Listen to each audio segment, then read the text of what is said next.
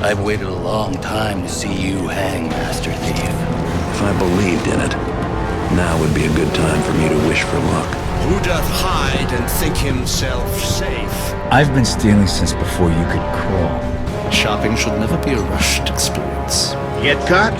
We never met. I've always equated feelings with getting caught. They both get in the way of my money. Thou canst not stay in shadows forever. Here we go.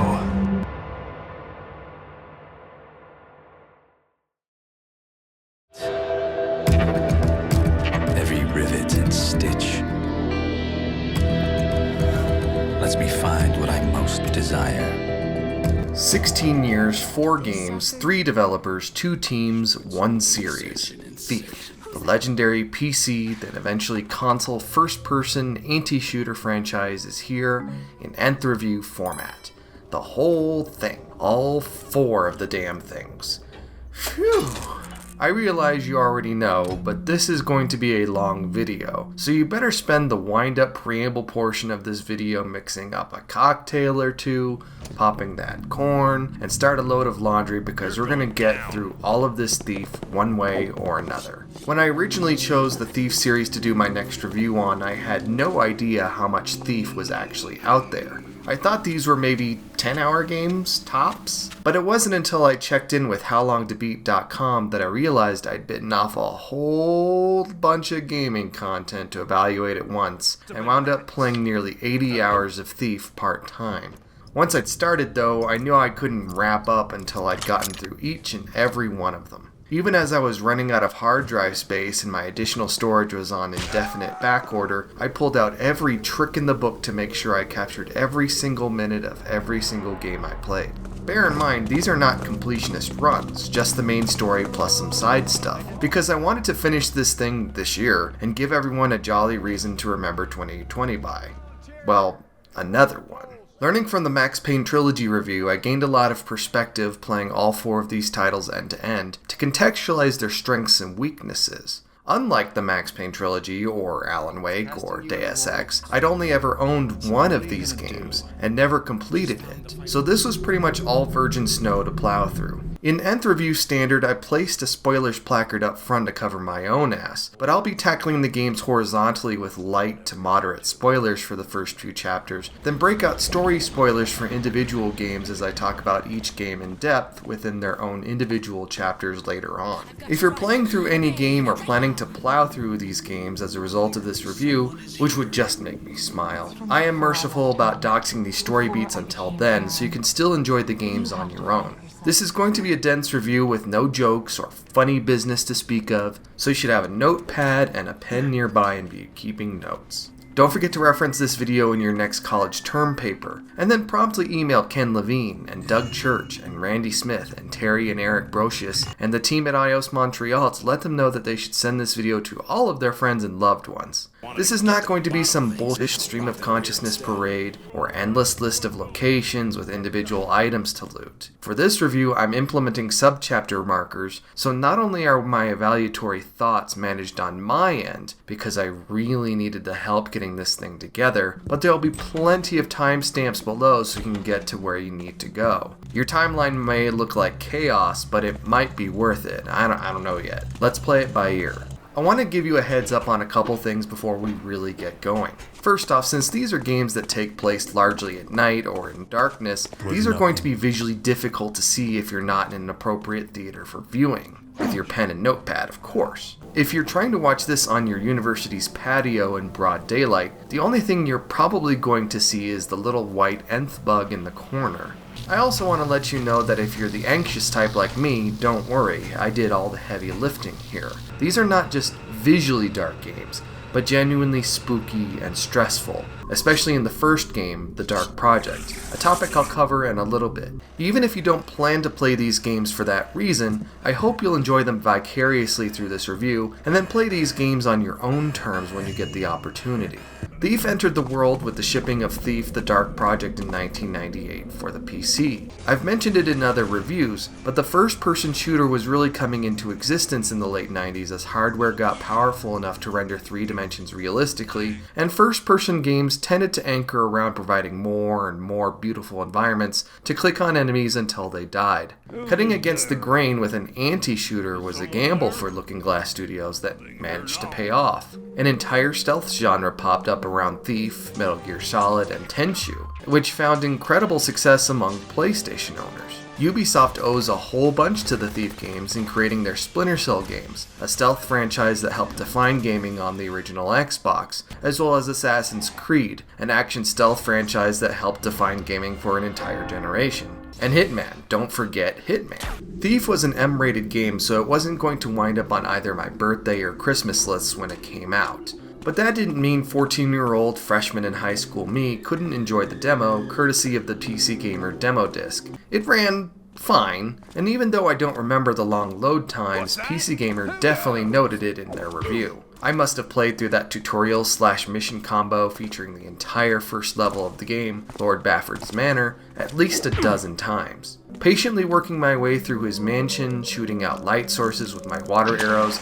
and retrieving Lord Bafford's scepter without raising a single alarm was really refreshing gameplay that wasn't possible on a PlayStation or Nintendo 64 at the time. Despite my enjoyment though, I didn't pick up the full game until decades later. Thief 2 came and went, but I felt a kind of holy duty to support Ion Storm and Microsoft by getting the third game, Deadly Shadows, for my 20th birthday. I think it was in some vain hope that if it was successful, we'd get another Deus Ex game after Invisible War's underwhelming sales. I thought I had made it through the game's infamous Shellbridge Cradle and then stopped playing it within a brief period of a few weeks. In doing my research for this review, I discover it took me almost a year to play as far as I thought I did. Working through it again for the first time in 15 years, I'd forgotten almost everything about this game in a way that didn't happen to any other game I played from that era. It's really interesting, especially since I would have been a few short hours from beating Deadly Shadows had I just pressed on from the cradle, and I can't account for my reasoning whatsoever. Maybe the cradle was just that scary.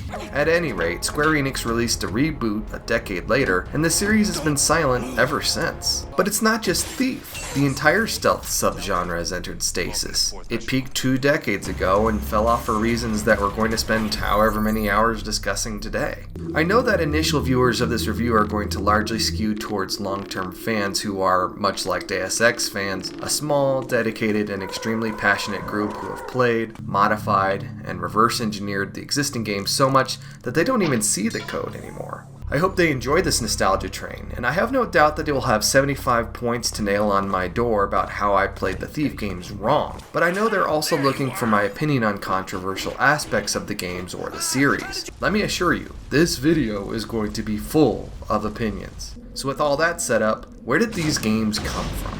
If you were a PC gamer in the mid to late 90s, Looking Glass Studios / their brief stint as Looking Glass Technologies is probably a familiar name, even if you never played any of their games. This was actually a huge problem for the company, whose entire business was to make games and then sell them to the public in amounts that were preferably large. Polygon has an incredible piece by Mike Mahardy about the life and times of Looking Glass that you should definitely read, and I'm including that in the description below. Without giving it all away, Looking Glass was a Cambridge, Massachusetts-based developer that, being so close to so many prestigious schools, attracted super brains that could build incredible video games, but not the incredible video games that too many people outside their hyper-technical bubble were interested in purchasing. Their business was a bit of a disaster. The company ultimately came together through a series of mergers, including one with a company called Intermetrics that developed, as Polygon put it, compiler technology for space shuttles.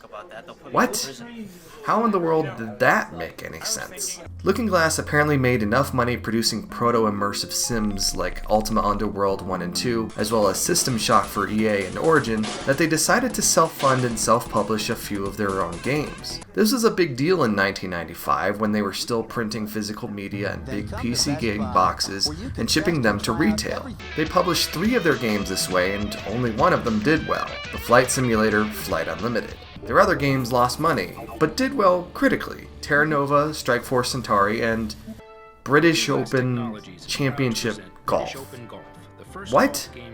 How in the world did that make any sense? Even with those failures, what Looking Glass alums say endangered them as a studio was a 3-game deal with Viacom that fell through that would have included a title based on Star Trek Voyager. Well, maybe we dodged a bullet on that one. All of this sets the stage for the development of Thief, the Dark Project, the first in a thankfully completed trilogy, but also all of the trouble that the game would face getting it to market. Thief began in the mind of a youthful writer and designer named Ken Levine, under the watchful eye of gaming legend Doug Church in 1996. Yes, this was Ken's first game. Initially inspired by Castle Wolfenstein and Diablo, he drafted a design document to make an action RPG that was, well, clearly inspired by Diablo. This game, Dark Camelot, was kind of the perverse, irreverent take on Arthurian legend in which King Arthur and Merlin are tyrants and psychopaths, and this is all very familiar if you know anything about Thief. I don't know anything about King Arthur, but you saw this kind of rebellious take on popular lore manifest into games like American McGee's Alice, and basically every grimdark reboot of everything that's released in the past 15 years. Dark Camelot was a first-person game with analog one-to-one sword-swinging mechanics, but Dark Camelot was an interesting idea in search of a game. They had built a whole new engine for the project, the Dark Engine, that allowed them to do cool things with lighting. Eventually, Levine, Church, and the team got a kick out of the stealth mechanics the engine allowed, and the game evolved into the Dark Project. Levine swapped out some of the Diablo inspiration for Silent Service, a 1985 submarine game in which you were at your most powerful when concealed in the vastness of the sea, and weakest when exposing yourself to strike at enemies. And thus, Thief was born.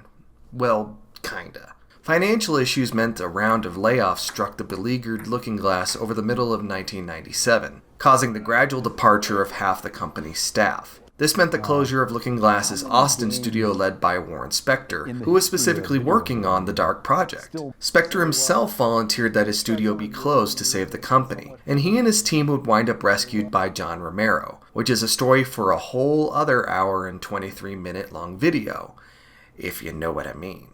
These mid-1997 layoffs also meant the departure of the Dark Project's lead writer and designer Ken Levine. At this point, he had established the tone of the game and the high-level story outline, but the specifics would be left to the remaining demoralized staff at Looking Glass. Levine and several other former Looking Glass developers would go on to form Irrational, and with the help of Looking Glass and an IP license from Electronic Arts, create System Shock 2. Several years and games later, Levine celebrated mainstream success with the immensely popular BioShock and BioShock Infinite.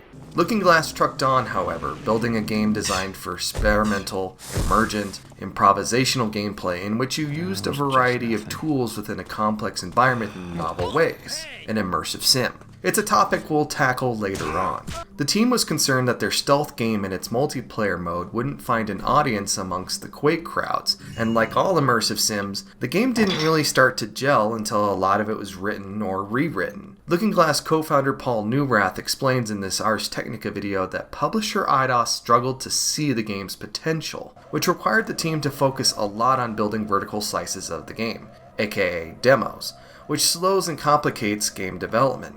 Lead programmer Tom Leonard wound up rewriting the game's AI in 3 weeks of 14-hour days that allowed the enemies to have more realistic responses to light and sound and make the game begin to feel cohesive. The team went hard on the stealth mechanics, ditched the multiplayer, which included a theft match mode, fleshed out the story that they later built the levels around, cast the player as Master Thief Garrett, and added Thief to the title. Thief, the Dark Project, released on November 3rd, 1998, in one of Eidos' then-standard trapezoidal boxes, to critical success and good but not mind-blowing commercial success as well, helping to keep Looking Glass afloat. They would release Thief Gold a year later on October 29th, 1999, featuring a variety of fixes, feature updates, and a trio of new levels. Don't worry, we're going to get to all of that.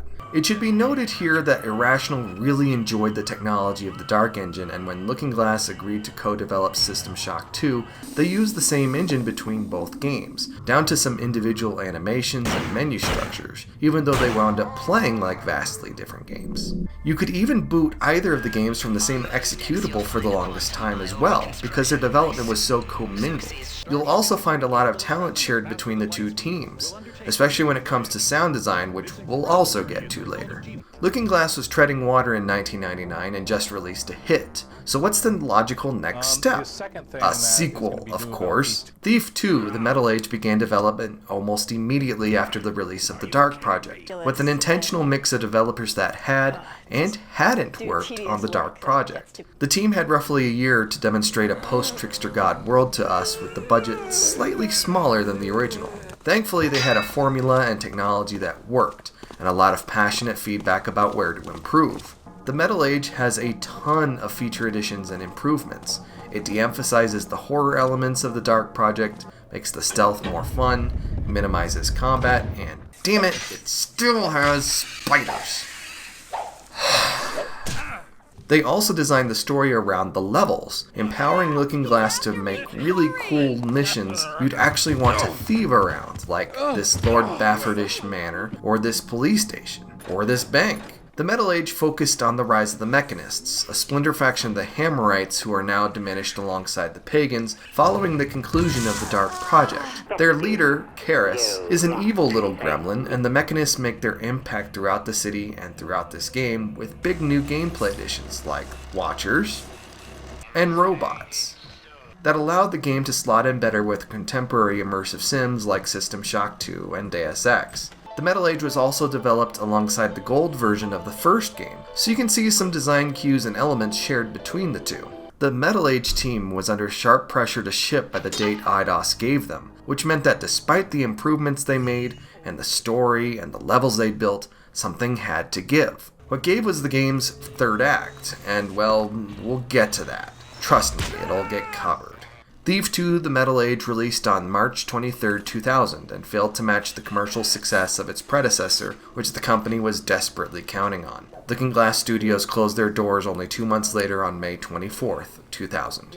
A third Thief game was in development at Looking Glass before they closed, leading me to conject that the team that had finished Thief Gold had been diverted to work on it, and a lot of work had been done, including the construction of a whole new game engine, back when everyone just made their own custom engines to get their games to do what they needed to do. The Thief games had always been planned to be a trilogy, and so it made sense that somehow they'd be able to continue working on Thief and wrap it up on their own terms. Then, Looking Glass closed down. It just so happens that the Eidos-owned Ion Storm was doing pretty well after the release of their game, Deus Ex, and Warren Spector both convinced Eidos to buy the Thief IP from liquidated Looking Glass and invited key members of the Thief 2 team from Cambridge to Austin to work on the next Thief game, while contracting plenty of other franchise alumni like Eric and Terry Brocious. Because Warren was unable to reunite the team building the new engine they'd built specifically for the game, they wound up using Unreal Engine 2 for Thief 3, the same platform they were using to build Deus Ex sequel Invisible War. Simultaneously, Eidos mandated that Thief 3 also release on Microsoft's original Xbox console, sport easier, more intuitive gameplay,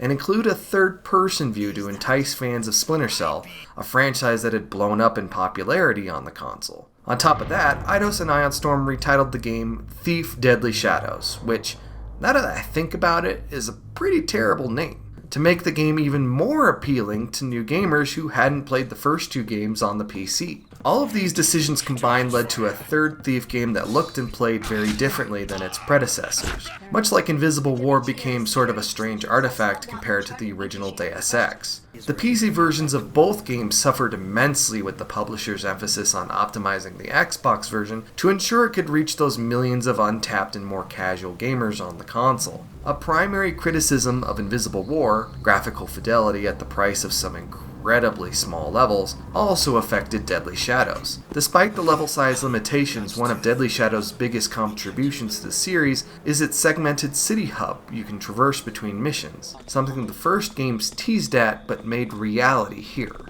Despite all the marketing plays and publisher interventions, Thief Deadly Shadows released on May 25, 2004 to, again, critical success, but it was another commercial failure for the series. Combined with the financial failure of Invisible War, Eidos decided to close Ion Storm in early 2005, and the Thief series sat on the shelf for a while. Before they closed for good though, Ion Storm developed a pitch deck for a fourth Thief game in 2004 that would take place in the modern day, and function as a reboot in an era before reboots were usual business. The document describes the protagonist Garrett being taken up by an enigmatic group called the Keepers, and coming upon a mythical artifact known as the Dagger of Ways that allows him to slip between reality and a supernatural wraith world. From the movie stills they used, it's not hard to imagine a game like this existing in the same era of dark and edgy games like Prince of Persia sequel Warrior Within, and featuring a dark underworld/Len Wiseman look with a Godsmack song booming overhead.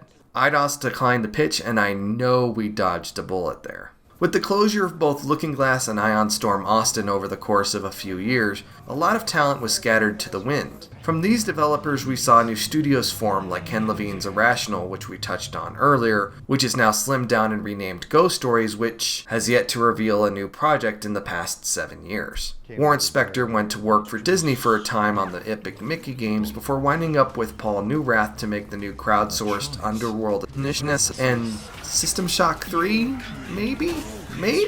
Boston-based Harmonix took on many Looking Glass employees and then wound up getting really popular for some reason. Real-life physicist Seamus Blackley, who co-wrote the physics code for their successful self-published Flight Unlimited, wound up at Microsoft and became one of the fathers of the original Xbox. Randy Smith and Harvey Smith, no immediate relation, both wound up at Arcane Studios. Randy worked on LMNO, an adventure game Electronic Arts was producing with Steven Spielberg.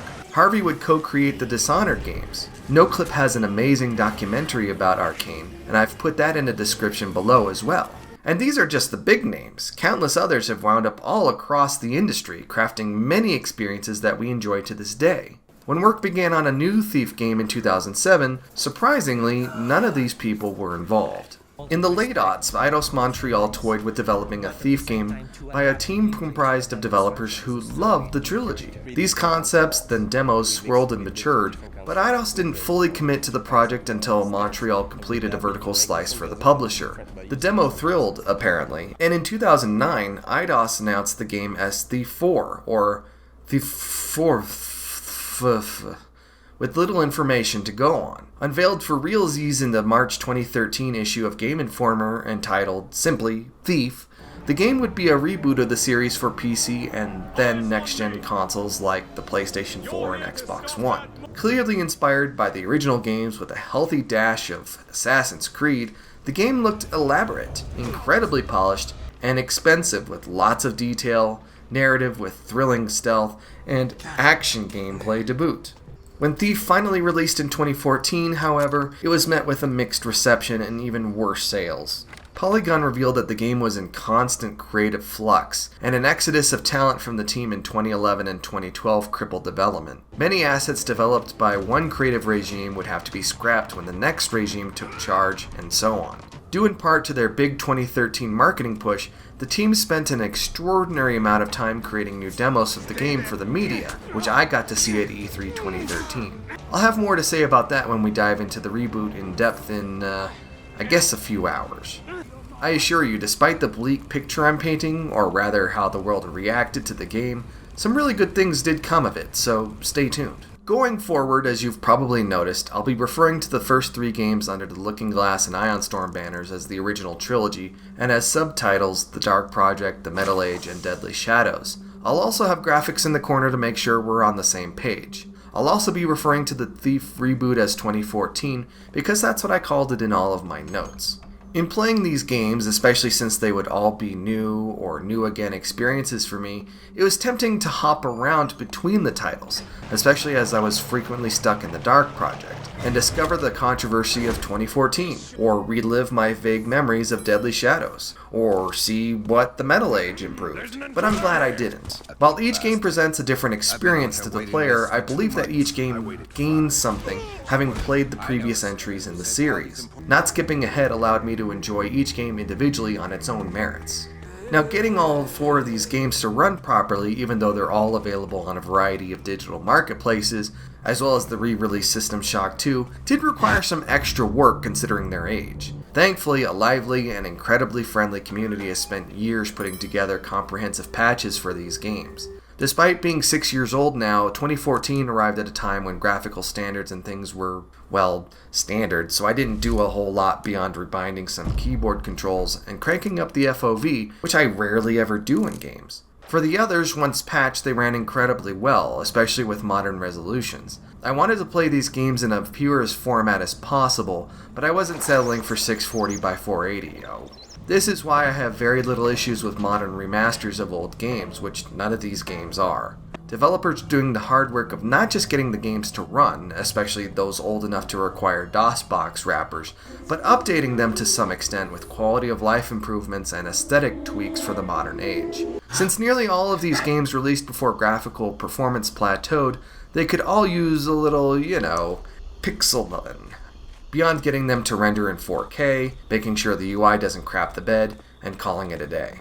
I want to thank, specifically, the people who assembled the Thief wikis at fandom.com. These were enormously helpful, and I kept coming back to them for walkthrough help, world background, character bios, and lots of other information that somehow slipped through my fingers playing these games, or just not made available at all through the games themselves. I used them a lot to fill in knowledge holes in creating this review, and I appreciate their hard work. With all of that said so far, let's investigate how the Thief games weave a narrative.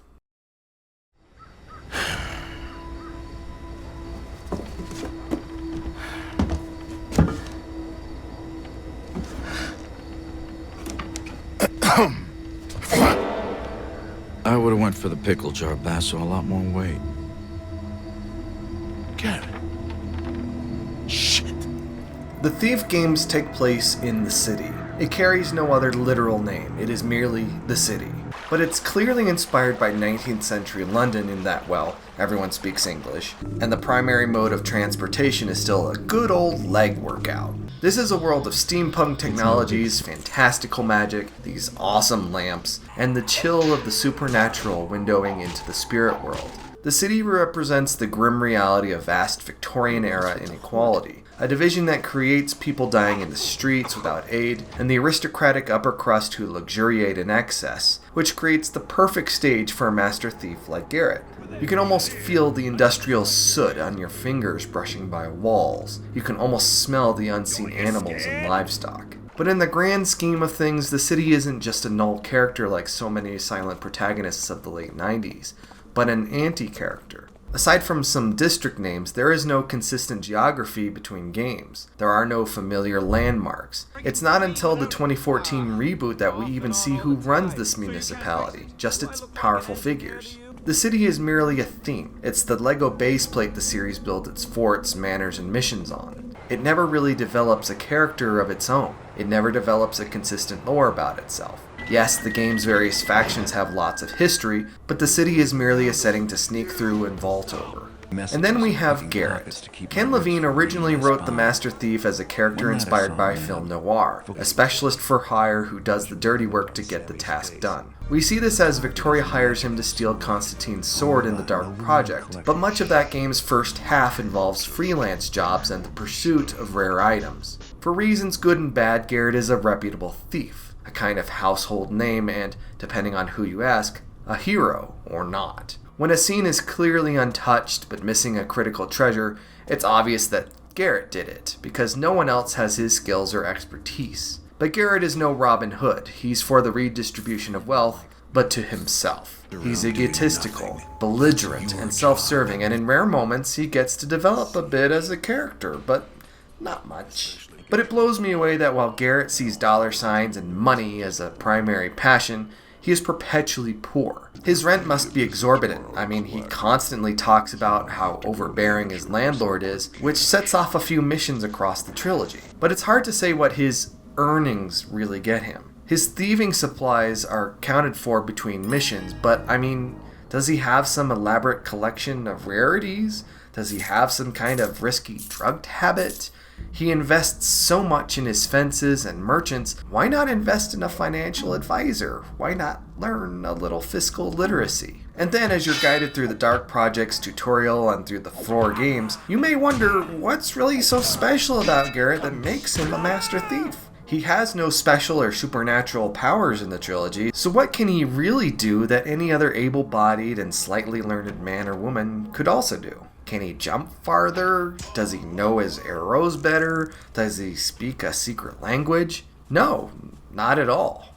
But Garrett is this series' egotistical anti-hero for a reason. He is the player's ego in this world. While the game's various factions use the city as their battleground, and whatever system is supposed to serve and help the common person fails to exist, Garrett is out for his. He is the butterfly floating between the cannons. This makes his intimate acts of thieving and thievery and burglary and burgling incisive and important. So everything you do, every mission you pursue is kind of an epic task. Your enemies in Thief that you take on or ignore are like a body trying to reject a virus, and that gives Garrett's perniciousness and headstrong arrogance some context. In the trilogy, Garrett is graced with the rough, cynical talent of Stephen Russell, an accomplished voice actor who tackles several other surprise characters throughout the trilogy. Even if you can't seem to stow away your eye rolls for Garrett's simple motivations, Russell does an amazing job giving Garrett life, narrating his own adventures and providing introspection that feels authentic. When they replaced him in 2014, obviously there were dozens up in arms, but I mean, Romano Orzari did a really good job. I also kinda appreciate Square Enix going all the way with a very clean break from the trilogy with that game, making it their own. Although Reboot Garrett does look like he could use a bit more sunlight. But such a large, uncaring system holding so many valuables hostage would invite competition, right? Where is it? That's a great question. Yes, I understand his determination and skill set are his defining traits, but Garrett stands alone, and it makes this world feel smaller knowing that other thieves are mentioned only in passing. Now hang on, that's not entirely true. For Thief Gold, Looking Glass threw in a level called Thieves Guild, in which you infiltrate the downwind to Thieves Guild. I'm not going to spoil it here, but telling the short story now so I can tell the long story later, Garrett kinda just walks in and through the place like he owns it. No one's competing with you to acquire the mission's goodies, or any other missions. It's just you, alone, with a set of goals from a menu no one else can order from. Those other thieves, in this very specific instance, function like the guards of any other level.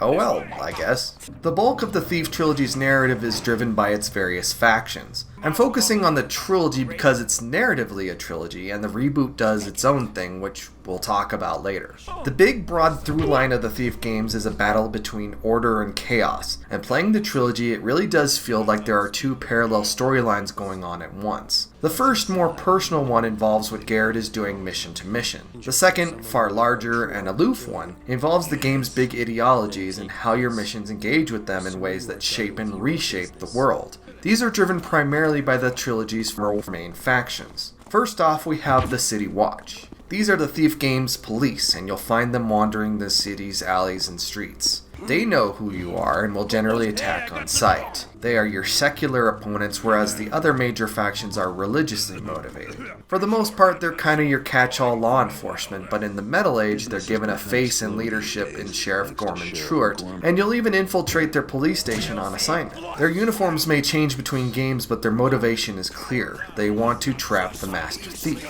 with their swords to death.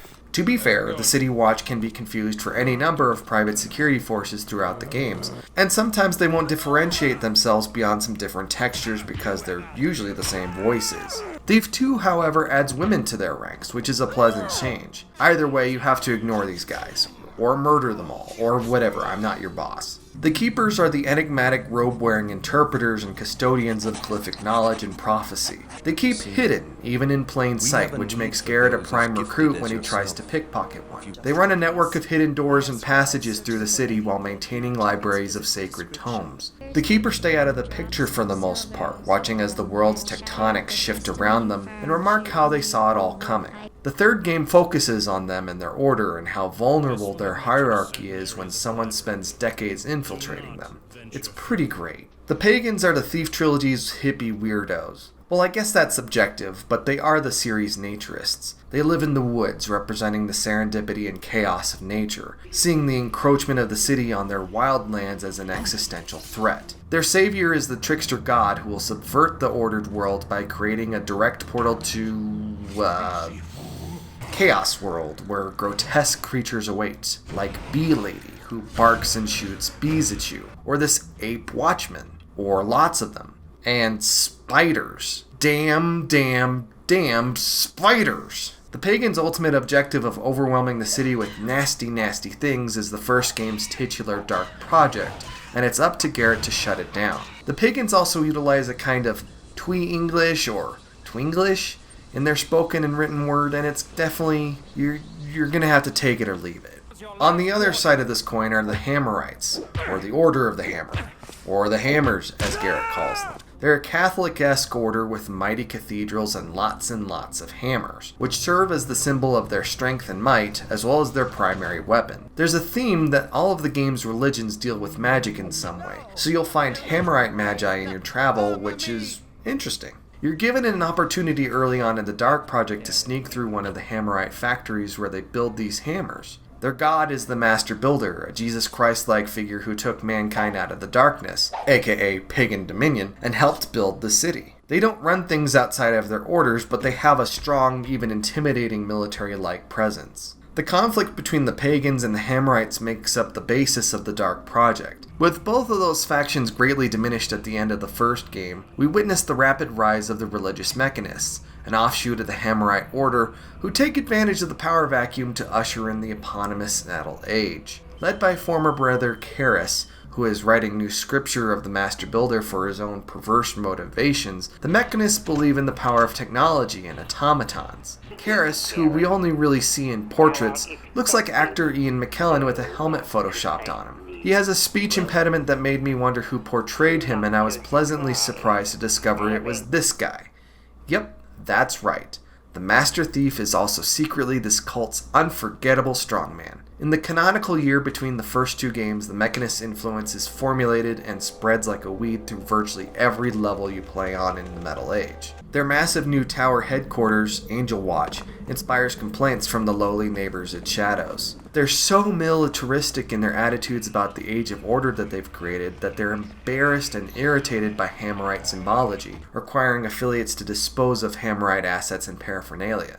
Years before the release of BioShock, these Dominionists embrace an Art Deco look, and it's not hard to imagine that Ken Levine was inspired by the Mechanists, their machines, and their extremely interesting leader when dreaming up Rapture and Andrew Ryan. The narrative of all four games is pushed forward by cutscenes, but in the trilogy they have a distinctive style all their own. While kinda passé these days, the trilogy's cutscenes were a mixture of motion comics and full motion video footage with a look inspired by early David Lynch films. It works for the most part considering how stylized it is, but when they need to draw on details and animate faces, it doesn't work quite as well. You'll notice you rarely see anyone speaking, and when it does, it looks strange. The look of the cutscenes affords the trilogy a distinctive aesthetic that simply couldn't be created in real time while you're playing. With Deadly Shadows, in-engine footage was incorporated, and these do feel like a bridge between the action of the gameplay and the narrative, although it probably saved the team from having to hand-draw more cutscenes. These portions look fine, but worse in some ways, in part by either the compression of the footage, or their lavish filtering, or the lower fidelity of the in-game 3D assets. With 2014, some cutscenes are performed in real time with clever transitions back to the real-time gameplay, or they integrate pre-rendered in-engine assets alongside the real-time assets, made possible by technology. Simple enough. These look really good, even for being 6 years old, but sometimes the performance dives when too much is going on. It's rare, but it happens. In the trilogy, Thief cutscenes enlist scriptures from the factions to world build.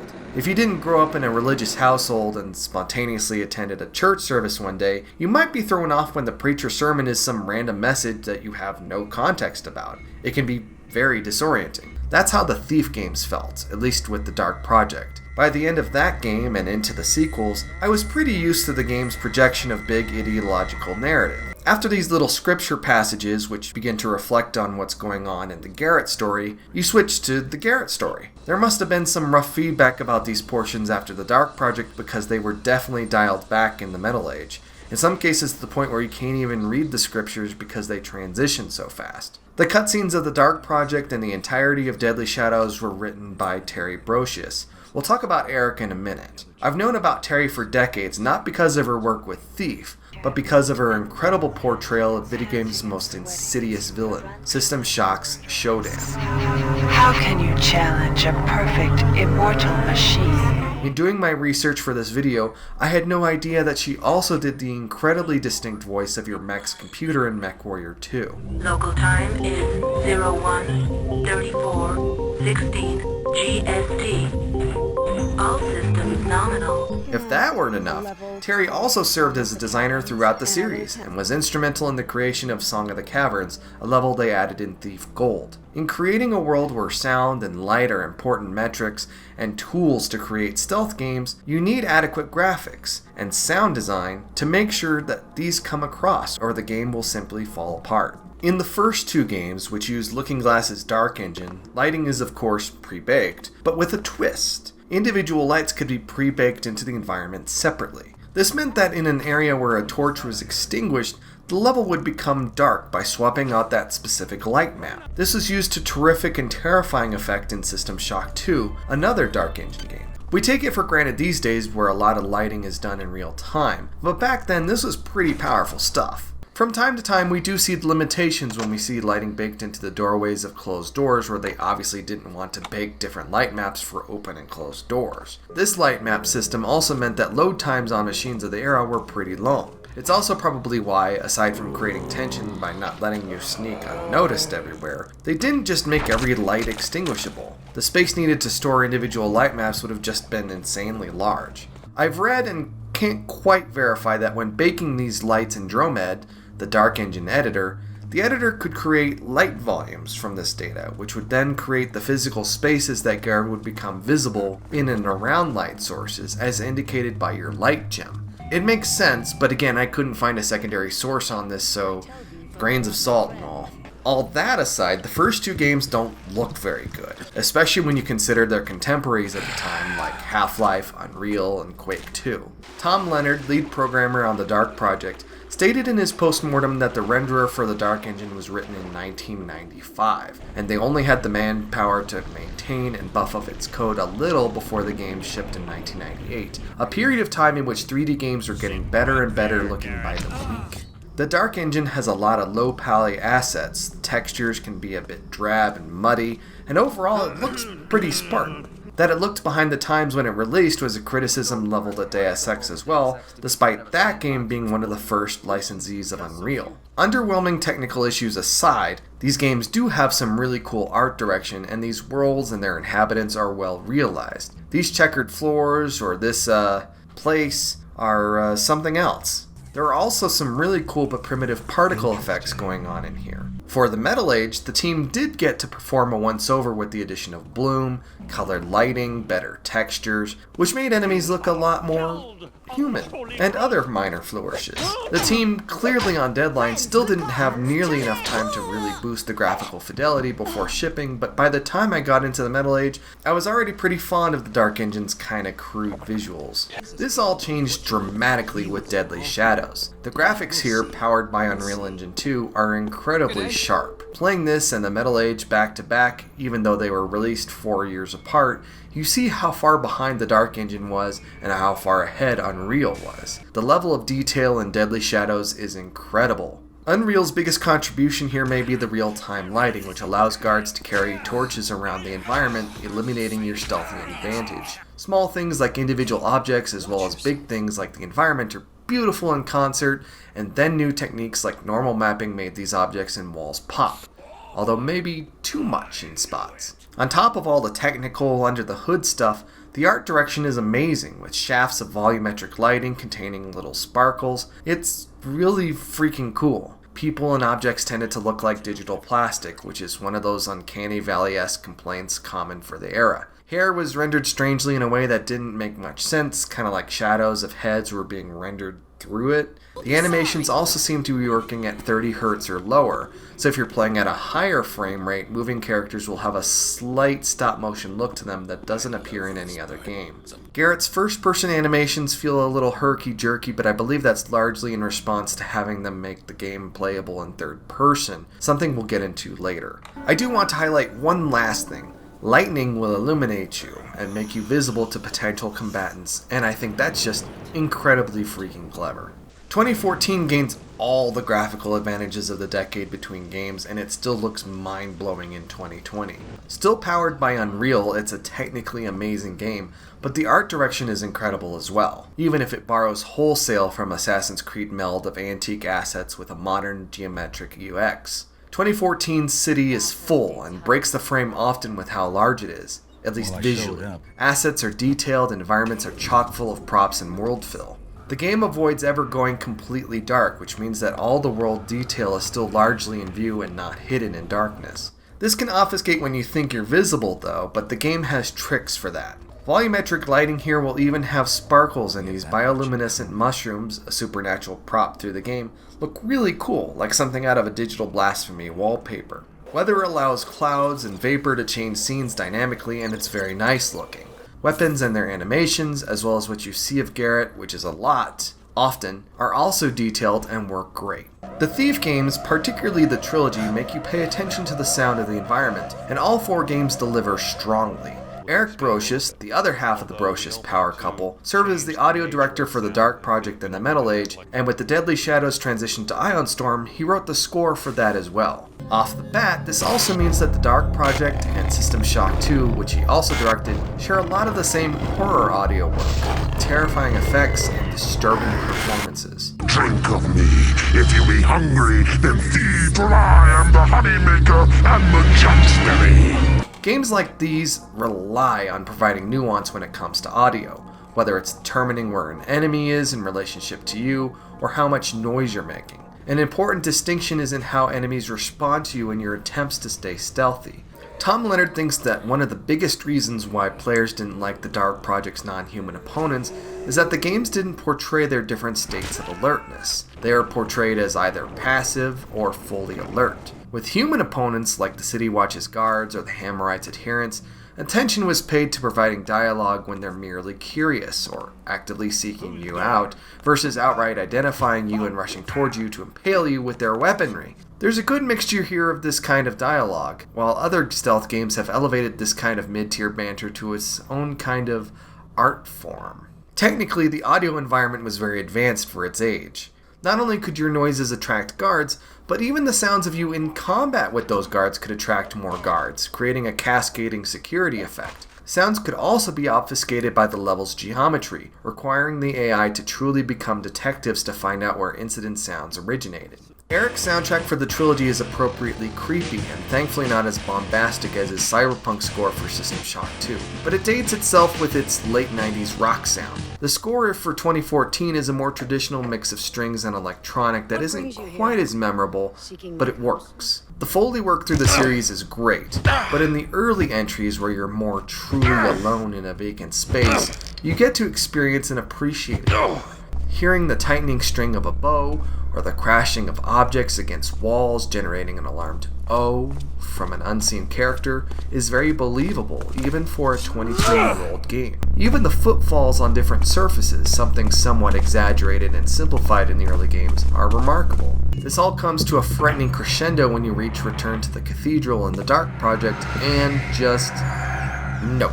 On top of all this is the acting, which is pretty good throughout the series. Stephen Russell is great as our cynical Garrett, or Zari is good, of course, but all of the named characters are performed pretty well too. Terry Brocious plays the wood nymph Victoria in the Dark Project and the Metal Age, but also plays several memorable major characters in Deadly Shadows. There's a pair of guards you run into infiltrating Lord Bafford's manor in the Dark Project that seem to find spots throughout the trilogy for comic relief. It was genuinely a little sad hearing them talk outside the museum in Deadly Shadows, because I knew it would likely be the last time I hear from these two oafs. I've got the heebie-jeebies, something awful. I feel like there's someone watching me, even now. Boo. Ah, hey! One last note about the sound of the series is this guy, Ramin Djawadi. Yes, long before he was doing the Game of Thrones and Iron Man scores, he was working with Eric Brocious on the score for the Metal Age as well as System Shock 2. Pretty cool, huh? The warehouses by the docks should fit the bill. In addition to the usual shipping traffic, there's also a small smuggling operation sponsored by the local underground. Not too many guards, lots of dark corners, and several points of entry should make this job painless and profitable.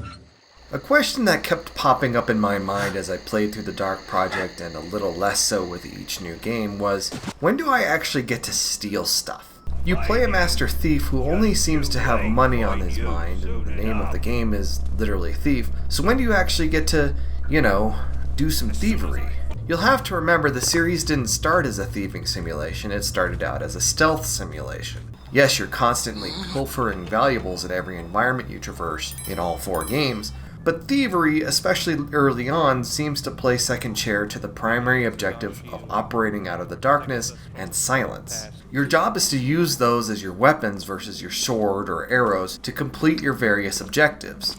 These are games where if you're in combat with more than one enemy, you should really run. And I can't tell you how many times I did exactly not that through all 4 games. But I still think there's a bit of a disconnect today, something I think Lord Bafford's Manor set me up for 2 decades ago, where I'm breaking into a place in search of rare items and taking everything valuable along the way, and not tomb raiding or dealing with the undead or whatever. If the Thief games didn't exist in 2020 and the game came out called Thief, and it wasn't a heist planning game like Grand Theft Auto 5, or a multiplayer co-op actioner like Payday, or even a fun game like Monaco, I'd be really disappointed. I think 2014 does a really good job to this end, and that's a huge reason why I enjoy it. This is all in service of my biggest question about the series. Why does it work so hard to implement fear and horror? The Thief games all implement fear in one way or another, but none of them more intrinsically than the Dark Project. If you'd never heard of the Thief games before, comparisons to Silent Hill or Resident Evil might not be immediate, but the Dark Project invites them. There's a back-of-the-napkin calculation that helps put this in perspective. Thief plus stealth equals dark equals scary/horror. Let's not dance around the point I'm really trying to make here. Playing the Dark Project stressed me the hell out. Before wrapping up the Deus Ex review, I started to build a slate of games I wanted to review next. Since I had no money, it would really help if it were a game or games I already owned. One of the first options that came to mind was the Dead Space trilogy, since I already owned the first 2 games on Steam, and getting the third one wouldn't be a big deal. But then I realized I'm generally an anxious dude, and have been my entire life. Death enemies and Gauntlet used to scare the bejesus out of me as a kid. Monster spawners producing new enemies and escaping the mines after blowing reactor cores in Descent put me on edge level after level. From my experience playing scary games like System Shock 2, or 48 minutes of Dead Space, or a couple hours of Dead Space 3 on the Xbox 360 with my good pal Cody, I knew that a Dead Space trilogy review was simply not going to happen. It would be too stressful. So then I decided on the Thief games, since I owned almost all of them and I don't remember having stress problems with Deadly Shadows, and Lord Bafford's Manor was just fine, so sure. Playing the Dark Project was stressful, and because of its insistence on being stressful, it took over twice as long to complete versus the latter games in the series. Coming home from work, the last thing I really wanted to do was be stressed out by a damn video game. Honestly, I considered giving up and switching up to a whole different game entirely, and then come back to Thief later. But I realized this was silly because I'd already announced that I was working on the Thief series and I'd already made the thumbnail. I knew I couldn't back down. I considered playing the games out of order, which would have really messed me up for reasons I explained like 7 hours ago now. Somewhere along the line, I caught this video by Joseph Anderson about how horror games don't scare him, but horror movies do. And the reason why horror games don't scare him is because you can die and respawn, giving you a greater and greater edge over your opponents as you learn and remember their patterns and memorize the levels and so forth. It's only if a game offers permadeath that a game can truly be terrifying, and sure, dude. I realize that this is all subjective and yada yada yada, as his following video explains, doubling down on his bizarre take on horror games, but permadeath isn't scary, it's irritating as hell. That is, unless you're playing a roguelike or a roguelite in which you literally carry skills or knowledge between the deaths, and then it's enjoyable. So why do the Thief games, and more specifically the Dark Project, scare me? Why do I need to enlist Commander Buzzy and his co-pilots, the Buzzettes, to provide emotional support while I slither and stealth my way through the Thief game's myriad of anxiety-provoking traps? You see, everyone knows that dying in a video game isn't the problem. We all agree that's actually a release of anxiety, and yes, if we're having to repeat a section over and over, it becomes less about the horror that's killing us and more about the mechanics that are preventing us from moving forward, like when you look at a word in a whole bunch of different fonts and it stops making sense. What drives the anxiety is everything leading up to your death. It's not that the Dark Project's individual elements are scary on their own, it's that they combine with Garrett's vulnerabilities to produce a kind of anxiety peak. When it comes to the Dark Project, I'm going to say outright that its second level is a bait and switch. Lord Bafford's Manor is a perfect demo level, but the underlayers of Crag's Cleft Prison introduce zombies. And this wouldn't be so bad on their own, but no one likes fighting zombies in a game where you have no effective weapons against them and need to run away. People like playing zombie games because zombies are typically slow and dumb, with linear paths towards you, and the game will offer you plenty of opportunities to overload them with excessive amounts of ammunition or sharp edges, shredding them to bits. These zombies also don't really care if you're trying to hide or be silent, because they will find you. Once you reach this Cragcleft Mine's second level, you come across a holy water font which allows you to modify your water arrows for a whopping 30 seconds to destroy zombies. Hope you packed enough water arrows! And while you're trying to get things done, like as you wait for elevators to arrive, you're watching and hearing these zombies encroach on you. You can delay them momentarily with conventional weaponry, but they'll just pop right back up seconds later. And the undead aren't just here in this level, they're in several. And then you have the pagan enemies. And then you have the game's claustrophobic maze-like levels. And then you have the game's claustrophobic maze-like levels in which you're trapped with these enemies that can't be killed with conventional weaponry. And then you have the game's claustrophobic maze-like levels in which you're trapped with these enemies that can't be killed with conventional weaponry, and you don't have conventional weaponry to even delay them. Then, there are the enemies of the Dark Project who, like you, have unlimited stamina. When I was smart, I ran away from conflicts where I was easily outmatched, and just when I thought I didn't hear them anymore, I'd turn around, and they're right freaking there, holy crap, and a death is a pleasant release. Pursuing enemy guards in the Dark Project and even the Metal Age seem to have this uncanny ability to find you in pitch darkness, to the extent that they walk right towards you despite your best efforts to hide. If you try to sneakily move out of their way, this typically re-alarms them and then chaos ensues. Speaking of alarms, if you set off an alarm in the Dark Project, it will never, ever shut off. You can't tap the button to try and shut it off or anything. If you manage to sound multiple alarms, since sounds themselves aren't mitigated by walls, the alarms will Doppler off each other.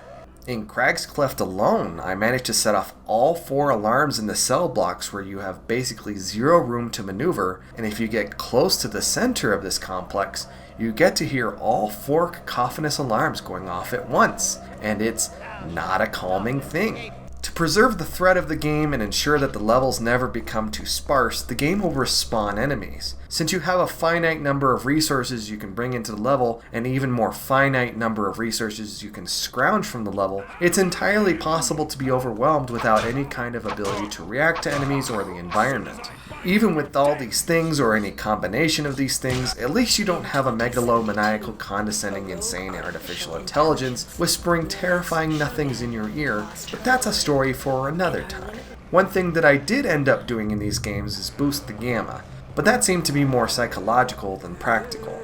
Moving to the third person in Deadly Shadows and shaking your connection to the intimacy of the first person perspective seemed to help anxiety a bit, but Deadly Shadows doesn't put forward much of an extra effort to unnerve you, except in the Shellbridge Cradle. 2014 can claim the same with the Moira Asylum and its freaks, but don't worry, we'll get to all those in good time. Fear in the Thief games is far more psychological. Yes, 2014 tries jump scares a few times, but because of how they're presented technically, they don't quite punch the way they should. And obviously jump scares are cheap anyway. Fear in these games is about rendering you powerless, even when operating in the stealth conditions that should render you practically invulnerable. When a threat presents itself, especially one that can peer through your veil, how do you cope? How quickly can you draw your weapon? How much space can you produce between you and your enemy so you have enough time to draw your bow? And the answer is that you're rarely fast enough, especially when the game shocks you into an emotionally panicked state where you need to make all of these decisions very quickly or you end up dead. Having the game play from the first person ensures that all of this action is happening to you, the player, and not Garrett, the master thief, who presents no fear whatsoever, except for this quivering reaction in this particular cutscene in the Dark Project, which we will also get to. Again, any individual element might be fine to deal with, but combined, along with some pretty terrible maps in the Dark Project, it can be easy to let the game overwhelm you. And I want to be absolutely clear, there's nothing wrong with the Thief games being scary, or the Dark Project slamming my anxiety center like a punching bag, but I believe I was sold one bill of goods and was delivered something else. And apparently I'm not the only one, because they never approached the level of Dark Project's fearful psychological warfare again in this series, at least not for any extended period of time. On that note, it's time to talk about how the game plays with perspective. Now, as I was just mewing about a second ago, making a first-person stealth game was pretty daring in 1998 when other games were still about third-person cameras. It really, for the first time, allowed you to experience the intimate fear of hiding from another human being that's literally in front of you, and this was extremely innovative. It allowed Looking Glass to screw with your head as much as technology would allow back then. You used the first person not to be the ultimate killing machine, but to intuitively pick out places not to be found. You lean around corners as if you were physically tilting around them to see what can't be seen, even if it creates the risk that your enemy would see you. There were absolutely times, despite the Dark Projects or the Metal Ages dated presentations, where I was immersed in these levels and really appreciated the environmental storytelling, like this picnic setup below me in the middle of a green lawn in Thief 2, or this mansion's expansive collection of artwork at eye level and above me, commanding respect from its extremely wealthy owner. This perspective also allowed you to really draw a bead with your arrows when you're having to use your bow's scope and gauge distances optically without any other UI assistance. When I played Deadly Shadows back in 2004 and 2005, I think I played it nearly all from the first person, but there was something a bit different about it this time around. I captured some test footage of the game's first level about a month before I sat down to play it for real, and the footage seemed jittery and hard to watch, and it became apparent that the first-person camera was kind of an afterthought in this game. It's still entirely playable from this view, but moving around a bit or observing my shadow, it always felt like the first-person camera was just an object tied to the Garrett model rather than an independent consideration all its own. Even if no one else may notice it in this footage, it was offsetting enough that I wound up playing the game entirely from the third person. For 2014, Eidos Montreal set you back into the first person and made sure that nearly anywhere you pointed the camera, you were aware of Garrett's virtual body. You don't lean here like you do in the early games to find out what's going on around the corner. You snap to the corner of a world object using the game's cover system, and you can then lean around corners from there. It's a bit clunky mechanically, especially since I'd snapped to objects several times I really didn't want to snap to, but it's there too. Eidos Montreal employs a lot of clever tricks in making 2014 first person, but it honestly comes across as a little cartoonish despite the developer's best intentions. You'll have some edge cases like this, where you're supposed to be slowly creeping along this noisy glass, and the slow crouching walk animation is moving far faster than you are. There are also the camera lunges every time you pick up an object in the game or sift through desk drawers and cabinets. And then you have Garrett's hands up to remind you that you're crouching and stealthy.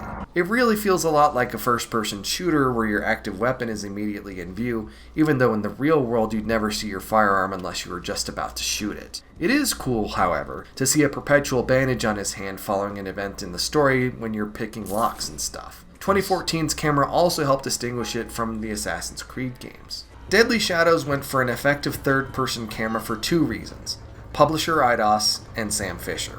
The thing is, and it may totally be blasphemy among Thieves' hardcore fandom, but for this game in particular, it really freaking works. The camera here isn't always a winner, especially when you consider the dramatically smaller levels compared to its predecessors. You'll run into moments like this where you clip through Garrett and his head becomes a jack-o'-lantern. But I mean, whatever. Movement can still look a bit weird and stilted, and there are definitely times when they didn't quite figure out solutions around picking things off the ground or effectively tossing gas bombs. You can also perform a lean in this view, a move you would only need if you were in the first person and unable to rotate a camera around a corner, and it looks so strange. Once you get used to this camera, it really is a whole lot of fun, and I have no regrets about using it against some unheard cries of purity or whatever crap people are going to complain about. It works as intended for the most part because this is really the experience they designed the game for. I do want to make a small note that 2014 does use this camera effectively for its Tomb Raider-esque pipe scaling sections, although the fact that they exist at all is a complaint for another section. Okay, we've learned a lot about Nick in this review, but if you're new to this channel, you need to understand something else entirely. I'm not very good at video games, which means you'll also never find me streaming competitive play on Twitch or just being good at playing video games. The footage in this review is the closest you'll get to a headshot compilation from me because the rest of this footage is generally me fumbling around figuring things out.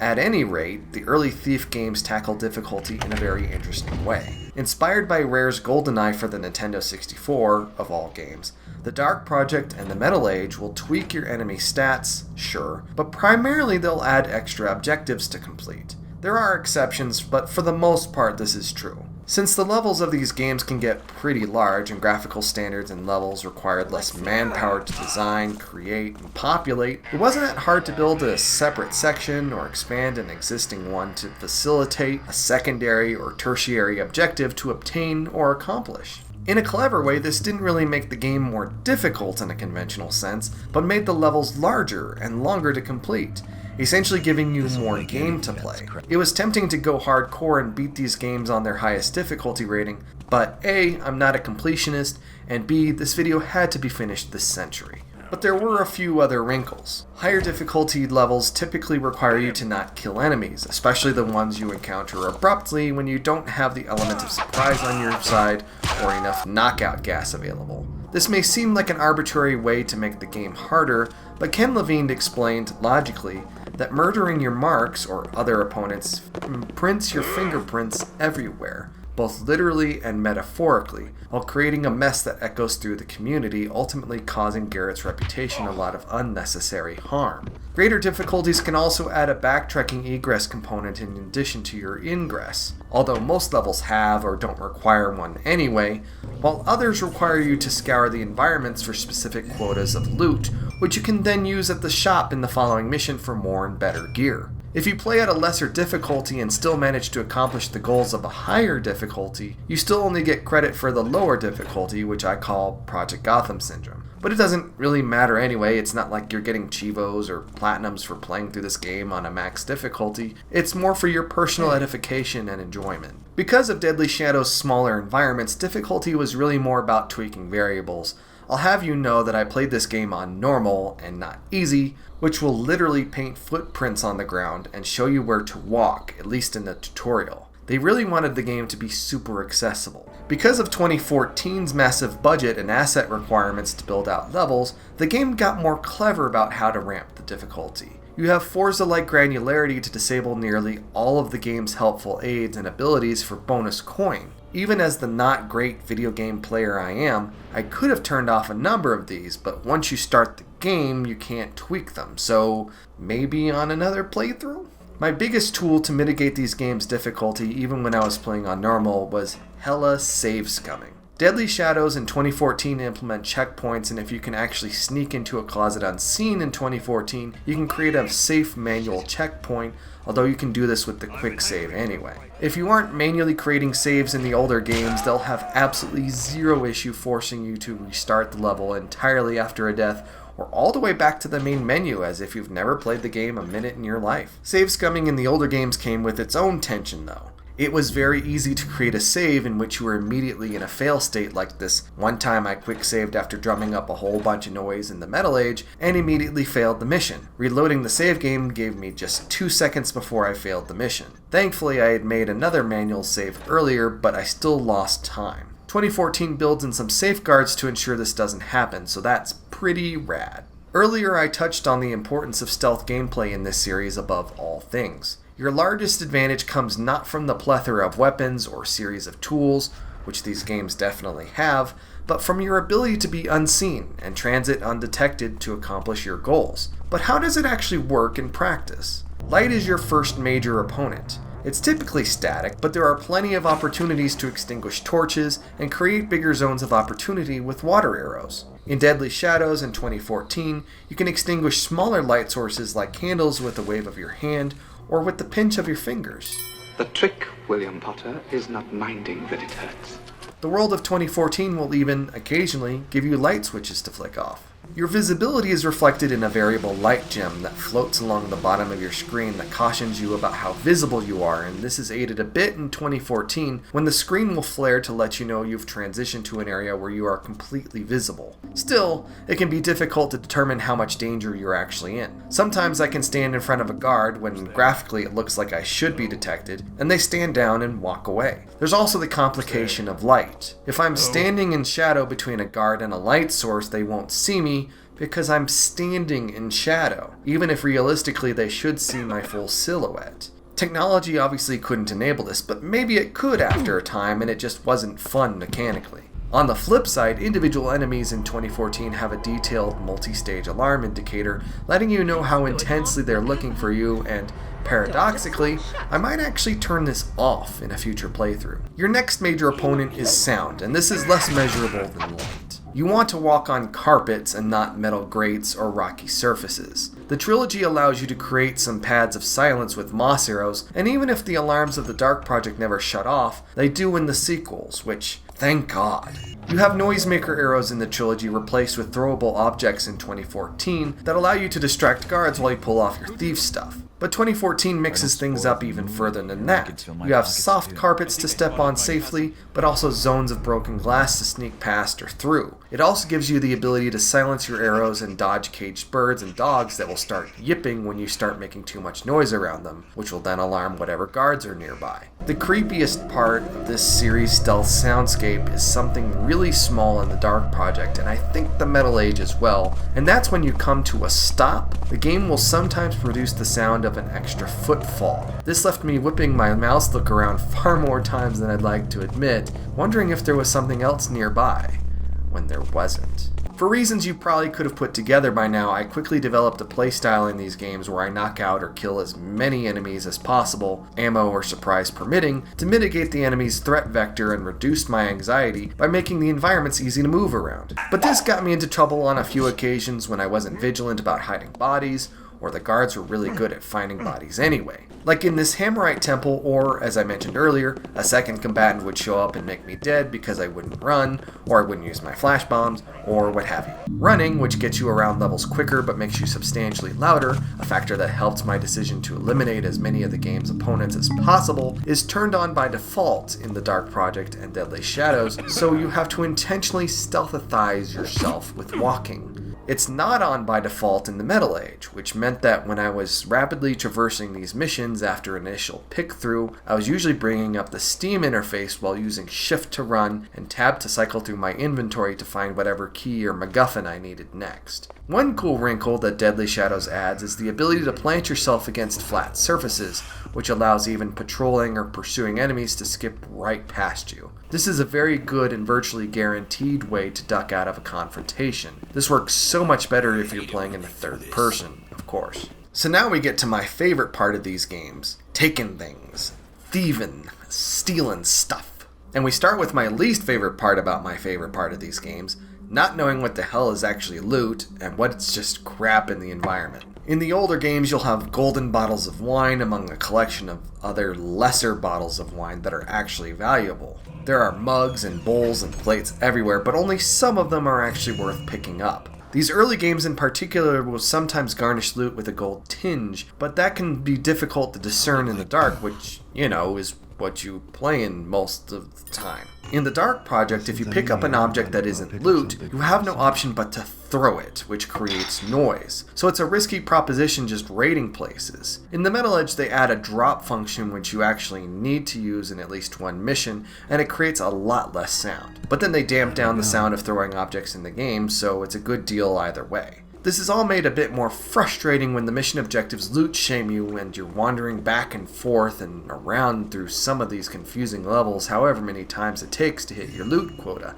tossing however many stupid, useless bowls and cups along the way. Deadly Shadows adds a small sheen to loot, so you know to pick up that object specifically, but it's a lot less pronounced than I remembered. In 2014, they not only throw all kinds of loot for you to steal, but they go all out and make it really damn unambiguous what you should be scooting into your bag by making it all a shiny silver or gold and visible from across the room. If you're still having trouble, you can use the game's supernatural focus ability to make sure you do find it all. Thank you, Eidos Montreal. Thank you so much. It didn't even really need to be this way. Garrett gets a mechanical eye after the gruesome events of the Dark Project, and you hardly ever use it for anything in the Metal Age, aside from scouting orbs that I never used. I don't even know what... Jesus!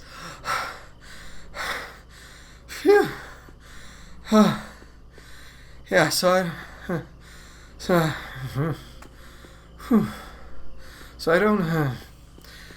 I don't know what your mechanical eye does in Deadly Shadows. I certainly never used it.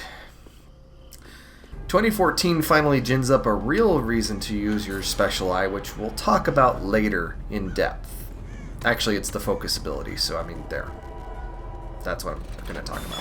Keeping track of how much loot you have involves an extra step in the early games because it's an item in your inventory. So when you pick up an expensive cup or dish or candlestick, you get the sound effect that you're picking up something valuable, but you don't know what it is until you select the loot item in your inventory. Since the UI element disappears after a time, you have to constantly bring it back up. In the later games, they throw that stuff on the screen in big, obvious formats. Deadly Shadows even includes a percentage counter to let you know how close you are to your mission goal. Now, what good would all this loot be if its owners weren't trying to hide the more valuable stuff in secure compartments? You'll find plenty of chests and safes to break into using your lockpick tools, which, you know. In the first two games, you'll automatically retrieve whatever's inside these containers once you've picked them and opened them. The Metal Age also includes these very distinctive green safes that I call Mario boxes. I don't know why they're here, but they're pretty cool. In Deadly Shadows in 2014, once you've picked and opened the once secure storage, each item within is an individual 3D object you can retrieve. You can even slice out paintings in these games. 2014 gussies this up even further by filling the world with cabinets and desks that can have a single, or 3, or even half a dozen drawers to sift through. An important mechanic of these games that I really learned about the hard way is your ability to pickpocket. Oh, it's easy enough to steal the key off this drunk guard, but if they make any sudden moves, they'll catch you red-handed and it's reload time.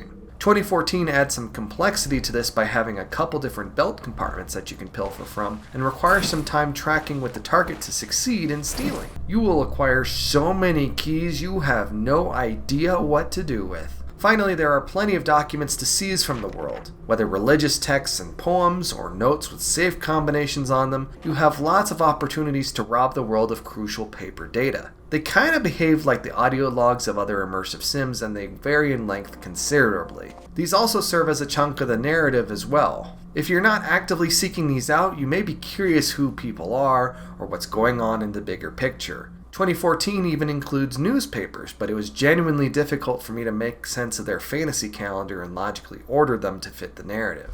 Ah, the fun stuff. Unless you're infinitely patient with a hair trigger on the quick reload button, you'll need to engage with the Thief game's weapons, which are designed to be used against enemies or the environment. I didn't double check it to be sure, but I believe you can make it through all 4 installments without killing a single person, although that does allow for the use of non-fatal weaponry like the blackjack. I want to make a special note here that in the trilogy you can carry as much ammo for individual weapons as you want or can afford to, while in 2014 you can only carry a handful of each kind, which forces you to get clever about how you use your weapons. The Dark Project introduces the player to a number of archetypes that carry through the series, but the weapons of the first game in particular are intentionally weak to let you know that if you're using them, you probably screwed up. Your sword is your lethal close quarters weapon, and sword fighting is relatively simple. Depending on your orientation relative to your enemy, you can slash them from your left and your right, and if you charge the attack, Garrett will strike them with a heavy downward swing,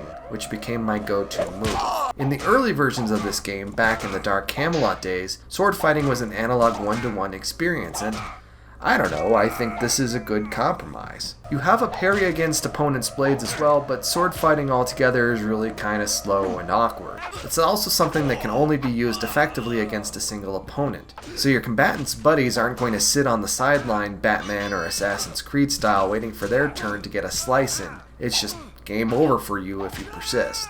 The Metal Age lifts the Dark Project sword fighting mechanic in its entirety, but for Deadly Shadows, Garrett trades in his sword for the dagger, which makes sense considering the tighter spaces you operate in. The game even allows you to hold down the attack button for continuous strikes. Then we have the blackjack, which was my go-to weapon, and yes, I would often save scum if I didn't use it properly. Essentially a lead ball in a leather sack, the blackjack allows you to rather silently and non-lethally knock out enemies if you can get behind them, so I did it as often as possible. If you try and blackjack someone from the side or the front, they'll just laugh at you. That tickles! But if you can pin them in a corner or against a surface and get your swings in, you can eventually kill your opponents with it. If you're crouched in the Metal Age, Garrett will automatically stand up to blackjack an enemy before crouching back down, which is really cool. In that game, if you do manage to get behind an enemy, you can still usually blackjack them and knock them out, which is a really cool fix. Deadly Shadows, then new physics tech for 2004, really makes for some visceral blackjack strikes that are fun to watch. With the continuous strike ability, it also leads to, interesting moments. Ah! Somebody help! Whew! Ah! Ah! Ah! Whew! Ah! You'll kill me! Ah! Ah! Somebody help! Whew! Ah! Ah! In 2014, the blackjack replaces your dagger as your primary melee weapon. Yes, you can still do takedowns from behind the character, but now Garrett will blackjack them or slash their necks kinda randomly. The blackjack melee combat system is supposed to be this faster version of the first two games' sword fighting, but I never really got used to the timings of the attack and the dodge, so I tended to avoid melee combat wherever possible. That is until I upgraded my focus ability to let me quickly dispatch multiple opponents. It's a little clunky, especially playing with a keyboard, but it's really the only way in the entire series that allows you to take down more than one enemy with melee combat and walk away breathing. You can also whittle your opponent's health down to a point where you can pull off a cinematic takedown, very similar to their sister team's Deus Ex games. Now we get to our variety of arrows so you can inflict harm against foes or alter the environment from afar. Or up close, it's up to you. The broadhead arrow will allow you to kill enemies at a distance, but very slowly. Hopefully they don't close the gap on you, because even if your aim is true, you still need 2 or 3 of them to the dome, or really anywhere in the body, before you take them down. I don't know about you, but even if I'm wearing a helmet, 1 arrow to the face is good enough, much less 2 or 3. 2014 rectifies this, even including a cinematic cutaway angle from time to time that I remember seeing, but couldn't find when cataloging my footage, and I really tried, guys. 2014 also introduces the Sawtooth arrow, which allows you to penetrate armor easily for some mega death, or so I've read, because I just use them to make headshots anyway, which is silly because they're always so expensive. The Reboot also introduces cheap Nerf-like blunt arrows that allow you to press buttons remotely or knock out pulleys to drop crates without having to waste your other far more valuable arrows. It's really clever. Also clever in this game is an extra component to your aiming reticle that lets you know if your arrow will hit its target, which upends the spray and pray of the previous games and saves you valuable assets. Elemental arrows like water, fire, and moss can be found in their respective environmental lots, like water arrows in pools or fire arrows in furnaces, so you'll typically find a bunch in the levels if you forget to pack them in from the shop. Obviously, the water arrow lets you take out lights, and in the early games, the undead when properly blessed with holy water. Like I said earlier, I thought I'd use these more often than I did, but as I got used to the series' tempo and understood what I really needed going in, and the undead weren't a big concern after the Dark Project, I just stopped buying as many. 2014 features a clever twist where guards will actually relight torches you shoot out. Bastards. I never really understood the point of fire arrows except for the 1, maybe 2 times Garrett needs to relight torches for a puzzle or whatever. They fly straight and fast like rockets, typically over my opponent's heads, but even when they make contact, it's not much damage. Now I don't know about you, but if I'm shot with a fire arrow in real life, I'm gonna tell you right now, I'm probably out of commission. Deadly Shadows corrects this, thankfully. We use moss arrows to dampen sound, simple enough, never used them. Gas arrows, bombs, and mines knock out enemies throughout the trilogy, but in 2014 we get choke arrows instead that only temporarily stop opponents, so I never use them. As I mentioned earlier, noisemaker arrows distract enemies, of course, but I never use them. 2014, in an epically clever move, replaces those noisemakers with throwables like I just mentioned, because the environments are full of tiny little things you can throw to distract enemies, and somehow it took them 4 games to figure this out. You even get a Gears of War like arc to determine where they'll land. It's really smart. Never used them. And then we have the traversal arrows. The Dark Project has rope arrows that you can shoot at ceilings that allow you to reach higher areas and ledges, or just climb to hide out of the way of guard patrols. In specific instances, you can even use them to create a Donkey Kong Country-like string of ropes to transfer between areas. The problem with these arrows is that they only work on ceilings, and then only on particular ones. This meant that the vast majority of the time I felt inclined to use the rope arrows, they just bounced off. Some will swear by the Dark Project's rope arrows, but I'm going to make the point that their use is far too limited to be useful. The series then tried to fix this in a couple different ways. The Metal Age trades rope arrows for vine arrows, which you can use to shoot at walls and climb up. This works substantially better, but again, you don't really need to use them that often. Deadly Shadows doesn't have either arrow because the levels are the size of shoeboxes and that kind of emergent gameplay isn't necessary. 2014, however, revives the rope arrow, but makes their use extremely specific. There will only be a certain number of points within the city or in missions where they can be used, so only having a couple on hand at any time really isn't a big deal. Making their use hyper-specific apparently pissed off longtime Thief fans because it reduced opportunities for emergent gameplay, but 2014 already has so many ways to traverse the environment horizontally and vertically that their rope arrows are really only used as the solution for environmental puzzles, which I feel was always the intent behind these arrows to begin with. Also, apparently I picked up the Mechanist crossbow in the Metal Age and don't remember it, so I never used it. Finally, to round things out, you have explosive mines which do what you think they do. They're really tiny in the first 2 games and easy to lose track of, especially if you're wandering through the levels and forget you put them there. They're made much larger physically in Deadly Shadows as a result. Flash bombs will get you out of hairy situations if you manage to see your way out before enemies find you again. In the Metal Age, you get these weird frog beast eggs, which, when thrown, spawn into these little, frog beasts, and rush towards enemies, detonating against them. It's so weird. So those are the weapons against your enemies in the environment, but what are your tools?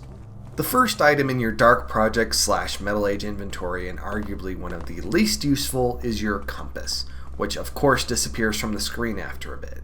I think I legitimately used it once to follow someone's hand-scribbled directions, but I may have made that up to justify any kind of praise for the thing. Deadly Shadows converts that compass into a cradle for the light gem, and 2014 seems to eliminate it entirely, which was just fine for me. We move from arguably the least useful tool to the most useful tool, lockpicks.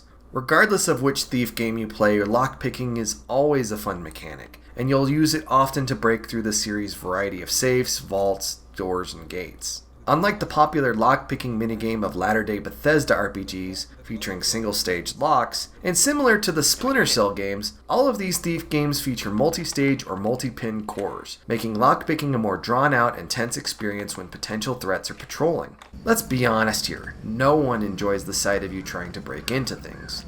Not a soul. Of course, since you're not breaking your picks when you screw up, you never need a pile of bobby pins with you either. The Dark Project and the Metal Age share the same lockpicking game. In your inventory are triangle and square-shaped picks. You use one or the other or both in sequence to attack your target. If you use one pick and hear a distinctive knock sound, you need to use the other pick. If you use both picks and get knocks for both, then you need to find a specific key for that target to open it. There'll be no blowing up chests for the goodies inside here. Picking is just a matter of having the pick selected and holding down the right mouse button on the target as it clicks through its tumblers. You may eventually reach a tumbler mid-attack when you get a knock and the attack stops. At that point, you switch picks and keep going. You may do this 2 or 3 times in more complex locks. I've read you can also use your sword to bash open wooden doors in these games, but haven't confirmed it. For Deadly Shadows, the team at Ion Storm Austin rewrote the lockpicking game entirely. There's no more pick juggling, but you are feeling out pin locations. These vary depending on the difficulty of the lock, but it means you're feeling between 2, 4, and 8 locations within a lock. On top of that, there are a variable number of tumblers to pick through, so locks here present a variety of challenges, and it's always a fun gameplay mechanic. In 2014, lockpicking is actually very similar to Deadly Shadows, except there's no visible tumbler disc, only a meter that becomes more opaque as you get closer to the gate. You then have to tap the pick to set the pin, but if you don't have it quite right, you'll fail to set the pin and the sound can alert nearby enemies. While it's not lockpicking per se, this is a great spot to drop in the fact that 2014 includes clever little puzzles that use the same mechanic involving picture frames and hidden buttons needed to access secret safes and other secret things. Moving on, you can grab food in the world and use it as a health booster, but you can't do it in Deadly Shadows. No, you'll just have to toss that cheese wheel away for safety concerns. The scouting orb of the Metal Age I touched on earlier. It's basically a remote camera you can toss out and retrieve, and I'm sure if you were far more careful about playing this, then the orb would be an invaluable tool, but Deadly Shadows removes those rope and vine arrows I mentioned earlier and replaces them with some expensive gripping gloves that allow you to climb surfaces. Some surfaces. I'll dive into this a bit more later. Inventory management in the early games was easily its weakest mechanic. Here you are trying to access the right tool at the right time for the right situation, and you're scrolling backward and forward through this list of crap that you've not only brought into this level, but acquired along the way, including every last carrot, apple, and cheese wheel. The game does not make this easier to manage in the slightest. While your weapons are of a set number and type, your inventory could theoretically go on forever. There's no better, or worse, example of this than struggling through the Metal Ages finale at Soulforge Cathedral, and you manage to acquire a crapload of components to build the MacGuffin you need to complete the next part of the level. It merely compounds the nightmare. 2014 thankfully employs a journal to keep track of all the game's information as well as maps.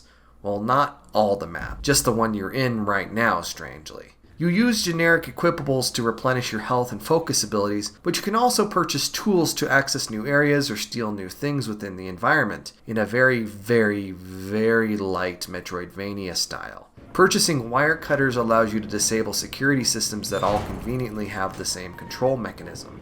You can purchase a knifey thing to carve out art from its frames, although this only seems like it would ruin the value of the work without its canvas structure or whatever. And then you have the wrench, which is not actually a wrench at all, but a screwdriver that allows you to access vents that get you in, out, and between rooms and buildings. With the camera swings the game requires, vent traversal tends to feel clunkier here than other immersive sims. The wrench driver can also be used to remove historical placards from around the city belonging to various landmarks and institutions. You can collect them all in your clock tower museum, and they're very pretty. You wouldn't be a very good thief if you weren't able to disperse your stealings for coin and then reinvest that coin for new gear to acquire the next stealings, would you? No, of course you wouldn't. Between missions in the Dark Project and the Metal Age, you're given a pre-designated payload of tools, regardless of what you may have had left over from the previous mission. The only variable is what you were able to loot out of the previous mission, which is automatically converted to usable coinage. The shop interface is simple enough. You get the cost and a description of what each item is, and the games will introduce new things as time progresses. It is a bit awkward, however, when you want to use that expensive thing you just purchased, but don't quite know how it will work because the games don't tutorialize this stuff at all. You can even buy additional tips or hints in the form of scrolls that become part of your sprawling list of inventory garbage that can help you in your plundering, but they don't have any helpful specific names for easy recall. Deadly Shadows naturally went a step further when they made a city hub to wander around in between missions by adding shops to sell and buy things separately. Oh, and these shops buy and sell different things. Oh, and these shops are typically 2 loading zones away from each other, so it's kinda cool. They're filled with interesting owners, like this flirty one, or Black Market Bertha, who has a vocal fry so rich you can cook bacon on her dialogue. A gentleman left this letter for you. Don't you worry, I didn't read it. It ain't my business, is it?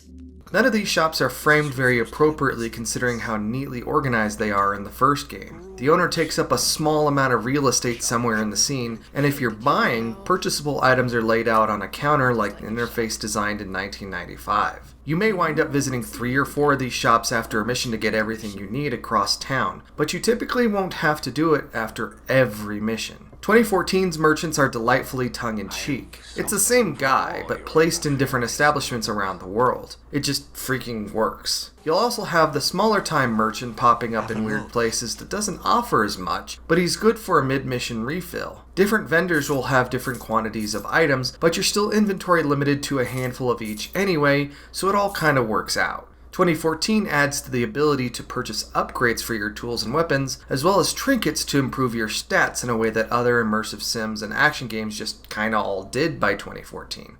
I also like that you don't have to visit a separate fence to sell items. Just like the early games, everything you repossess is automatically converted to spendable currency, and that makes life easier. What won't make life easier are your opponents, and the Thief series makes sure you have plenty of them. The series' generic enemy is your melee-enabled guard with swords or hammers or staffs with gears on them, and these people can only really harm you if they're on top of you. It's not hard for them to cluster and overwhelm you though, and playing the Dark Project, it's not hard for them to follow you around indefinitely. What's interesting, particularly in the trilogy, is how these guards will seem to have 2 or 3 different voice actors portraying them, whether they're alert or when switching between cutscene and action modes. Because these are the king times, you'll have archers ready to stab you at a distance with knife-tipped sticks. If you get in their face, their threat is diminished, except in 2014 where they seem to have figured out your tactics, and they can be extremely nasty. Mages are functionally similar to archers, but they have magic and work independently, as well as in the variety of factions.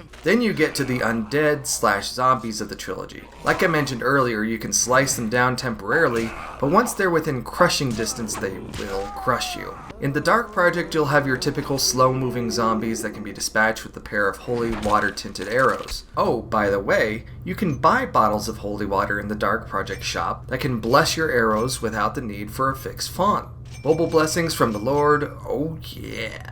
You'll also encounter the Hammerite version of the undead called Haunts, and they've got swords and aren't quite as fun. The undead are almost completely non-existent in the Metal Age, and when they do pop up in Deadly Shadows, the game gives you plenty of tossable vials of holy water to dispatch them, rather than relying on you to equip, draw, and release arrows. 2014 features freaks that are weakened by light and will destroy you quickly if they find you. I found using the most explosive arrows I had took care of them, but I guess flash bombs could have done that as well. Of course, it doesn't help that you'll fight them in the same conditions you had in the Dark Project. Tight level designs that make sneaking around these enemies stressful or impossible. The pagans are a bunch of freakish creatures and they nest with freaking spiders and stuff. I mentioned the bee ladies earlier, but when they die they make some terrible noises and that's not great. Spirits! They're like little armless dinosaurs, and you can chase them. They have layers in the Dark Project and little more than a mention in the other games. They kinda oink like pigs too, and their attack is like this hypno wave of cascading gas balls. That's right, man. I said hypno waves. Hypno waves. That's right, man. I said hypno waves. Spiders? No. The Mechanist Metal Age brings us mechanical guards who laugh as they die, which is, terrifying. But then there are those automated patrol robots I mentioned earlier. The smaller ones don't seem to do much except alarm the level, but the big ones come and they can launch hissing explosive bombs at you, which is actually pretty comical. As soon as the game introduces these buggers, you can find a note from Karis himself expressing his frustration that all you have to do is wet their backsides and they'll shut down. With just 1 or 2 water arrows, Garrett is now Robot Bidet Squad, as you squirt their exposed butts with waters to, clean them up. Garrett doesn't mention this in the game for some reason. Deadly Shadows introduces the Kershock, who are fish people who escape being terrifying by looking like rejects from Star Trek. TOS. The original series. Don't try to blackjack them though, because they will crush Garrett's tininess quickly.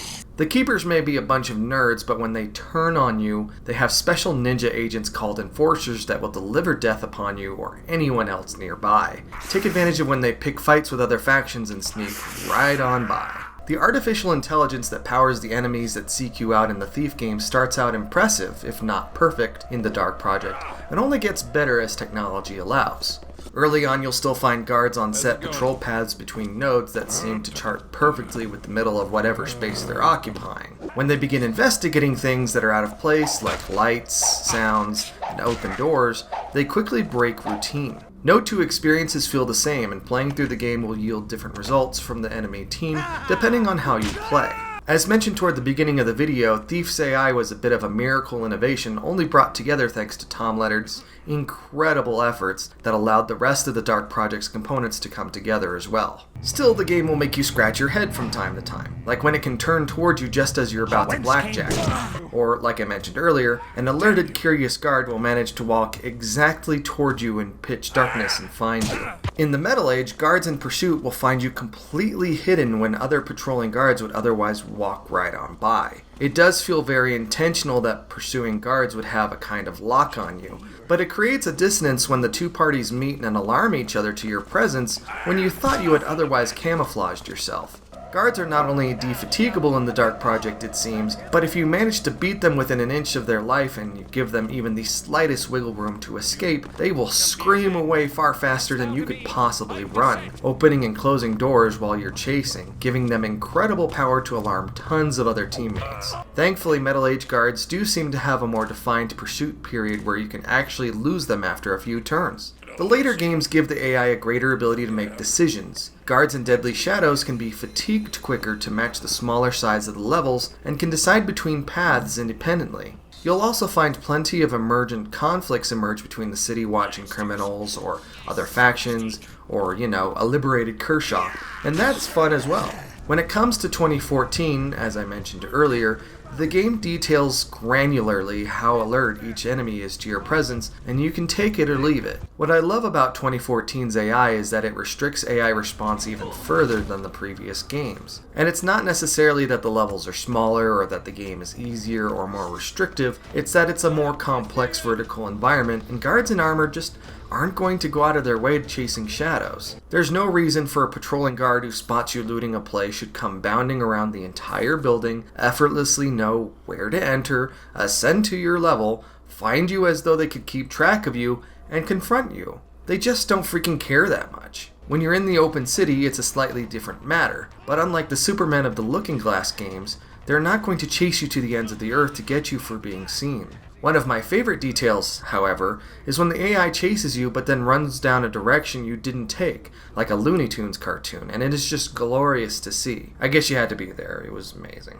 Like the AI, the physics capabilities of each game were grounded by the sheer amount of math that computing power could do at the time of release. Now I'm going to be frank, the Thief games don't enable a lot of gameplay through physics. The Dark Project was doing primitive arcs with arrows and throwing all those useless dinner bowls and whatever, and 2014 has cloth simulations and whatever fancy stuff we had in 2014. That's well and fine, but what I'm really here to talk about is the stuff they implemented in Deadly Shadows. Taking advantage of everything related to advances in graphics and computational technology and gaming in the early aughts, Deadly Shadows benefits from an early version of Havoc physics. Yeah, stuff could get knocked around a little too easily, whatever. This actually leads to a fun moment where pagans are practicing their sword fighting techniques in an abandoned hammerite factory. You can sneak above them and move around a giant gear, which, according to the physics simulation, must only be about 20 pounds of inflated rubber, and have it crash down and kill at least one of the fighters below. It's the only emergent physics activity in the game that I know of.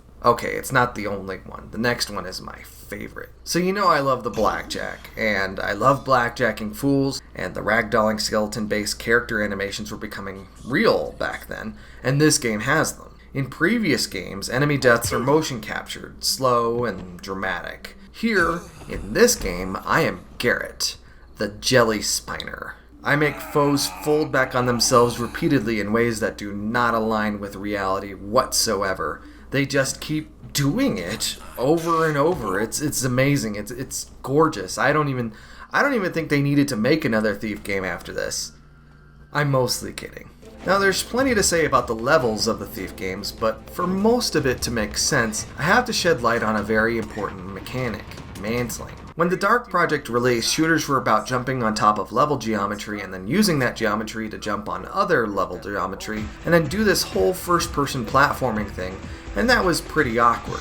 Thief lets you jump, but it tags edges of objects as mantleable, so you can grab them and hoist yourself over them. This opens up levels to so many gameplay opportunities that don't involve finding and stacking crates, although there's one big exception I'll talk about later. This allows Garrett to reach second and third story windows and rooftops to infiltrate buildings. It creates the incredible verticality of 2014's city zones. It allows for the creation of the Metal Age's best level, Life at the Party, in which you use the Thieves' Highway, aka the rooftops, to get to the Mechanist's headquarters. But mantling isn't just a good tool to create great levels, it's a great tool to create incredible gameplay. When you screw up, you're almost always 1 or 2 mantlings away from freedom. Escapes are really only possible because Garrett doesn't just run, he can jump and climb. Is it perfect? No, it sure isn't. The Looking Glass games could make it a bit more noticeable what edges can be mantled. It's most of them anyway, but you'll be surprised when it doesn't work. 2014 borrows a note from the 2013 Tomb Raider reboot in that it makes these ledges very visible with white marks. But the reboot also has a ton of objects within its world that you can't jump or mantle onto that intuition says you should be able to. Still, when you get the timing just right, moving through 2014 feels a lot like a dream in a way that only feels possible in a game with parkour in mind, like Mirror's Edge. It makes evading the fuzz or the neighborhood hoodlums feel great. This is the point where we talk about Deadly Shadow's gripping gloves. Remember, this game removed the rope and vine arrows to traverse environments and gave you these gloves to purchase instead. To use them, you simply jump onto a surface, any surface, and sometimes you'll stick to it. You can't climb up and over the edges of these walls or anything, but you can kinda just climb along them until the surface ends. If you played even the first Assassin's Creed, it feels like a prototype version of that, except you can't climb half the buildings. Now, making the full levels climbable would break the damn game, obviously. You can use them to try and escape hairy situations, but enemies will usually just pull you back down. So what can you actually use them for? Hard to say, because they don't seem to interface with any actual world traversal. It doesn't combine with mantling, it doesn't allow you to transfer between surfaces, at least not easily, and usually to your death. It really feels like a feature that was implemented after they had gray boxed the levels and were going in for polish. You can't even buy the gloves until you're a few days in as is, and that's only if you have the hefty tender to purchase them. The levels of the Looking Glass games are understandably primitive, but where they lack detail they more than make up for in size and scale. They make me nostalgic for action levels of that era. These places are big and typically have lots to explore. They also cleverly include multiple entrances and exits, granting you some latitude on how to approach a target. This gives level designers permission, particularly in the Metal Age, to really build out some cool and elaborate concepts, like the winding paths of a big chunk of town, or this big dockside warehousing center, or Sheriff Truart's elaborate manor. Both games will also employ a cool mid-90s trick in that the mission will open with a particular objective, but then pull a rope-a-dope and switch objectives mid-mission. It's really cool when it happens for the most part. The Dark Projects levels are more confusing. I typically spent 2 hours per level on that game, although a lot of it was spent wandering around lost, trying to find an obscure detail that the game was being obtuse about, or being sent in loops, not realizing I'd been chasing my tail. These maps will also have some narrow passageways that reminded me a lot of 1-block-wide pilot tunnels in Minecraft. I typically had a wiki or a walkthrough open at all times for the first game so I wouldn't just give up in frustration. Famously, these levels were designed around the story outline, which fits with the notion that the Dark Project was far more about simulating stealth gameplay than thieving gameplay, and I have a lot to say about those levels later. To emphasize their evening settings, but also remind you unintentionally of their technological limits, these are typically sparse and severely underpopulated spaces. This ballroom in Angel Watch, where leader Karis has invited nobles from across the city, is nearly empty. This opera house in Thief Gold's Song of the Caverns is almost completely empty, with a handful of patrons gathered to do something. There are no performers practicing backstage, there are no stagehands preparing scenes, everyone is gone. Even though this full-service Hammerite Cathedral from the same game's Undercover level feels like Full House in comparison, you still wonder where all the people are considering you're infiltrating this place in the evening, and there should be some slumbering hammer somewhere. I understand your intent is to infiltrate these places when they're at their lowest populations, but even in the Metal Age, when you're walking past barracks or dorm rooms and there's no one in there, you have to suspend your disbelief that the character count just can't be too high in these games or they'll break. Or they'll break 20-year-old computers. Throughout these early games, you'll find a lot of open spaces and city to explore, and while it's all very tantalizing, It's also very much wallpaper. I mean, literally, shops and doors are pretty much just textures on walls. You do your fencing and shopping between missions, not in them. The rare NPCs you do encounter are non-interactive, and typically are just afraid of you. The biggest niggle about these levels, aside from their sparseness or their labyrinthine nature in these early games, is your tendency to snag on geometry. This can be walls, bodies, piles of bodies, but more frustratingly, doors. All doors seem to open towards you. You need to be close to highlight and open them, but they will stop opening if they register with your hitbox. This means, especially after unlocking a door, they'll open slightly to the point where they hit you, you'll have to close them again, back up to a safe range that you can still target the door, and then open it again. It sucks every time it happens, which is often, because intuitively, I always want to open whatever door I just unlocked. Or I'm typically next to the door I want to open, but it's maddening during chases when a slightly open door will stop you cold, and enemies that won't give up are now partied on top of you. It also sucks when you get stuck inside doors too, and apparently this whole door thing in these Looking Glass games was partly to promote a mechanic where you can open and close them slightly to see what's on the other side. I never used it. Deadly Shadows fixes this whole thing by pushing your Garrett out of the way as the doors open, which works really well. The levels of the Metal Age were designed around user feedback from the Dark Project, but they were also designed first before they wrote the story, allowing for far more memorable and creative locations and situations. There's a reason why Thief 2 is considered the best of the series, because you get to do all the thieving stuff, the stealing, the taking things, in places where you would expect to steal them, instead of scraping for valuables from tomb-like or ghoulish levels. It also gives the game permission to have shorter, more objective-based levels which break up the action, but also larger sandbox-like levels in which you are given a lot of freedom to complete objectives. The Metal Age features a wider variety of colors, including illuminated white, which helps mix things up visually. This new Mechanist-powered world also features huge, chunky golden power cables that both seem like a commentary about how the religious fad has tacked itself onto the city, but also making it relatively easy to trace obstacles to their power switches. Swimming is kind of a big deal in the Dark Project, but it's an even bigger deal here. There is one technical snag though. If you interact with something underwater, it seems to kill your momentum entirely, as though you just got 3 tons heavier. So I found myself dying a lot after opening hatches or grabbing items. Wherever there are pockets of air, take advantage. As I've already mentioned however many times, the size restrictions of Deadly Shadows levels increase the fidelity and detail of the game's world dramatically over the early games, but it also restricts your gameplay. There are obvious negatives, like the sandboxes we just enjoyed in the Metal Age are traded in for these much tighter and directed stealth and thieving experiences. There's not a lot of discovery or exploration involved here, and even if they're not exactly linear experiences thanks to some clever designs and required backtracking, it can feel like a loot chute. I was thankful that each of the game's levels was relatively longer than an hour and typically only lasted 45 minutes, but one thing I did notice in these levels was some long hallways. I discovered later that these exist because they're fan modifications, otherwise the levels were divided even further and split with a foggy purple transition zone. As someone who doesn't remember a whole lot about his time with the game originally, this was a bit of a surprise. Even though I wanted to play these games in a form that was as close to the originals as possible,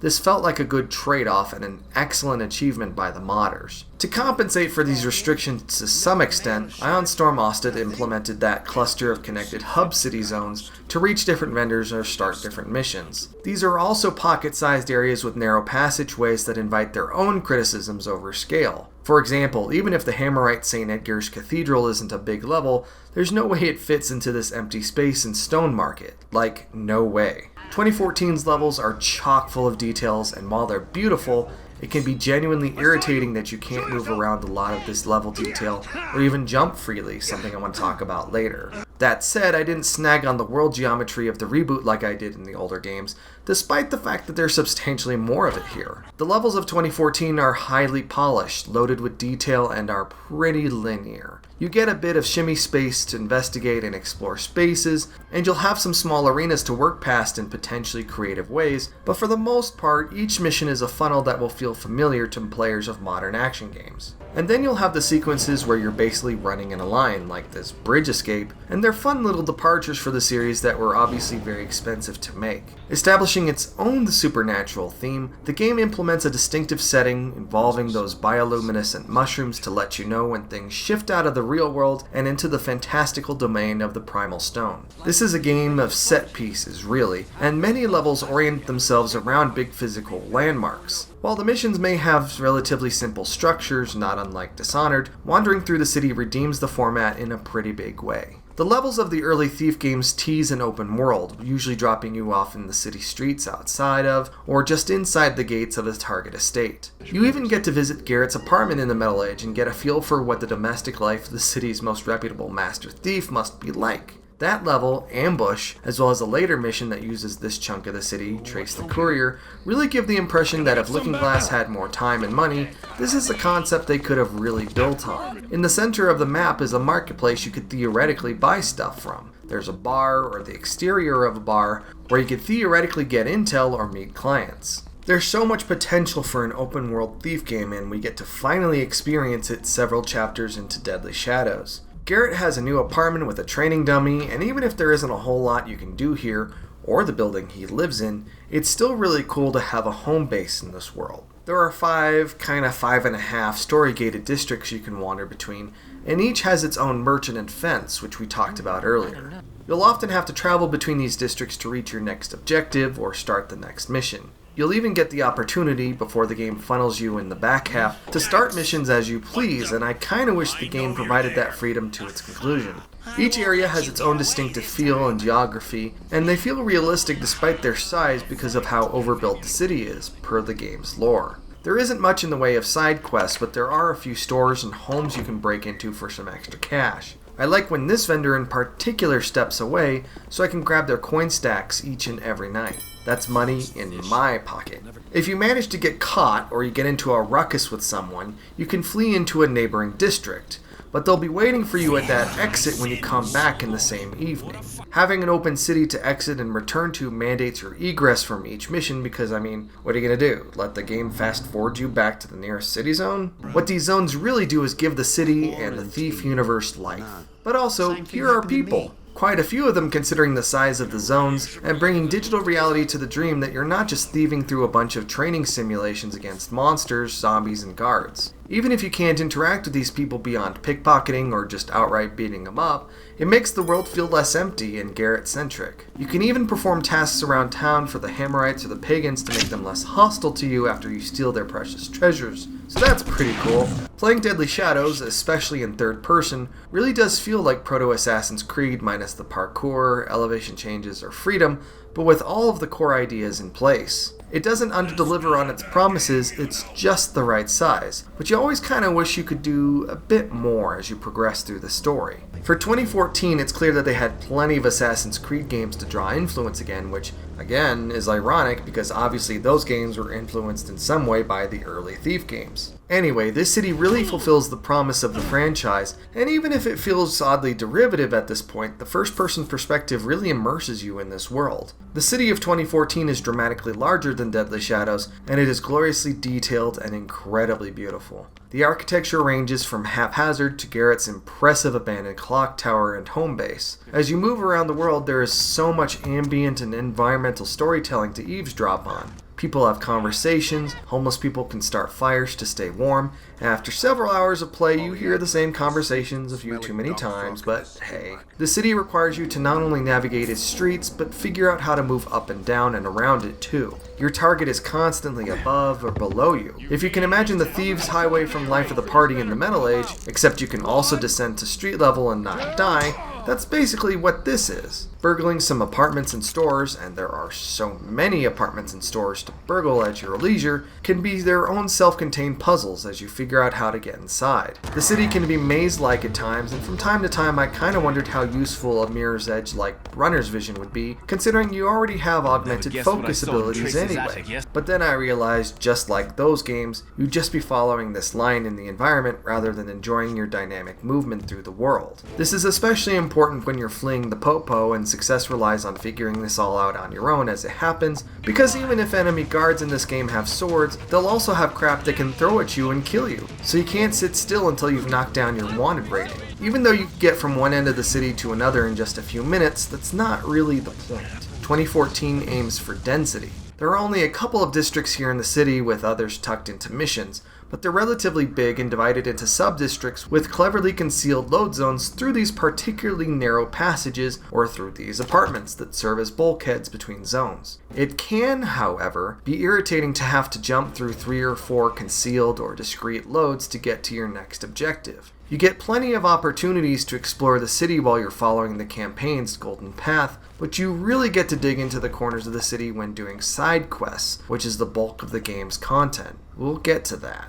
Did I mention the city looks amazing? Aside from the awful inventory management issues I mentioned earlier, the user experience of the early games is identical, and it works, it's fine. It's got pre-rendered skeuomorphic framing, which is common for games of that era. Getting through the shop and the menus, understanding the objectives and all that work just fine. It feels a little long in the tooth by the end of the Metal Age, but it works. Deadly Shadows screws it up, though. The user interface is ugly as sin, comprised of floating, rock-textured objects on top of an ethereal background. The information density is lowered dramatically. There's this bug in the text box where rows of text get cut off. If you enter a sub-menu, it puts only a light transparency behind it, and it looks like it's just a bunch of buttons pasted on top of the existing menu. When you're playing, your weapons and items will overlay elements underneath them, like your health, and it looks ugly.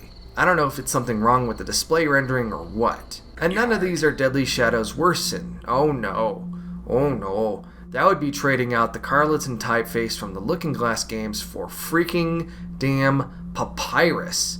Papyrus! It's everywhere. Every freaking where. It's so ugly and it's always in your face. God damn it, Ironstorm. Why? Also, the game does this weird thing whenever you load a save from the main menu, asking if you're okay with losing your progress. What progress? I literally just booted the game into the main menu and want to load my last save. Are you drunk? I'm not sorry, Deadly Shadows. You have the worst user experience in the entire series. It's really freaking sad. Providing some pleasant relief is the refreshing non-skeuomorphic UX of 2014. Like the rest of the game, it's gorgeous with a slight 3D skew, and there are lots of options and animations, and it's very easy to navigate. There's a cool animated loading lens that pops up in the corner when it's loading and saving. The load screen splashes are freaking gorgeous, and seeing them early on really teased the promise of the game. The clean geometric look apes Assassin's Creed's, but those games had a very distinct reason why it looked the way it did, because it ping-ponged you between the future and the distant past. 2014 lifts this wholesale and whatever, it works. It looks good. 2014's UI likes to borrow other things though. It has an ethereal background like Deadly Shadows, but it's dusty brown instead of that acutely fantastic purple. It also lets you rotate individual objects with the right stick, Skyrim style, and that's pretty rad as well. My one issue with 2014's user experience, however, is that all items need to be purchased and sold individually. You cannot buy all and you cannot sell all. When you want 25 blunt arrows, you're hitting that A button or clicking that mouse 25 times. That's pretty annoying.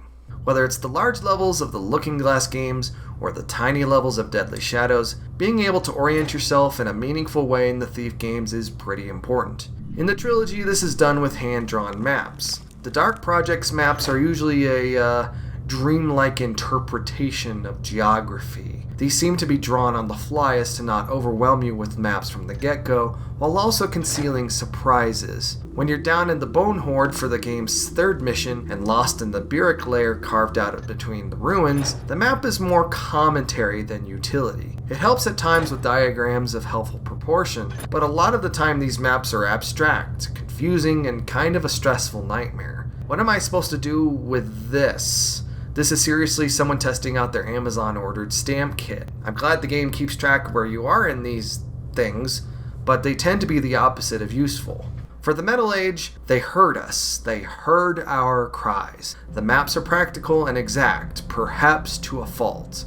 This map revealed a secret room that had me poking around for the secret instrument that would get me inside, which is kind of the opposite of a surprise. For the overwhelming most part, though, these things are a godsend. Not only do they provide details that assist you in your missions, like the individual offices of shipping and receiving, or the path you should take to rescue Basso's fiancée, they even let you make notes for the sake of organizing yourself. There's even a blank page in each mission for you to jot down random details. I never used it, but I probably should have, especially when Garrett explicitly says you should. One of the best features they added, however, is shading to indicate where you've already been. While the levels here are significantly less maze-like than its predecessor, it's still not terribly difficult to get disoriented, especially in the nondescript streets and alleys of the city. While an actual icon indicating Garrett's position on the map would be pretty antithetical, this still helps. The maps of Deadly Shadows try to strike a balance between its predecessors. They're functional, but also more whimsical. You can't leave notes or keep track of where you've been, and that's fine,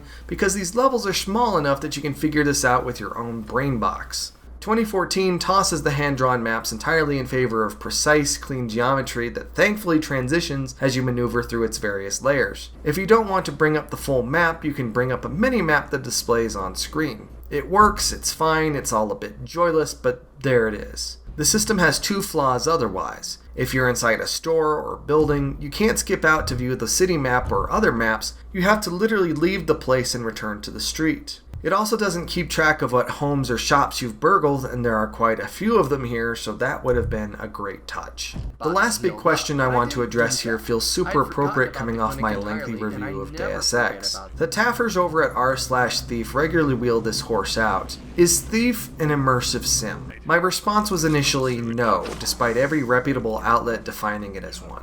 I mean, so many elements of what we consider foundational to immersive sims have been popping up in AAA action games for a decade or longer, so how is Thief really so special? Now that I've had countless hours to think about it, I'm gonna say yes. The Thief games are immersive sims. I touched briefly on the definition of the immersive sim in the Deus Ex review, but the term really came out of Warren Spector's post-mortem for that game, and that's why I gave the initial response about Thief that I did. An immersive sim is a game that gives the player a boatload of mechanics and tools, then provides an environment that's responsive to and augments the player's toolset and combinations within, allowing for dynamic, emergent gameplay, typically with the help of simulation that changes the game each time you play it. When in development, immersive sims don't tend to be fun until a number of the technical aspects are fleshed out, which means that the games don't usually come together until the home stretch. This was very much the case for the Dark Project as they pounded out AI that responded to you accurately.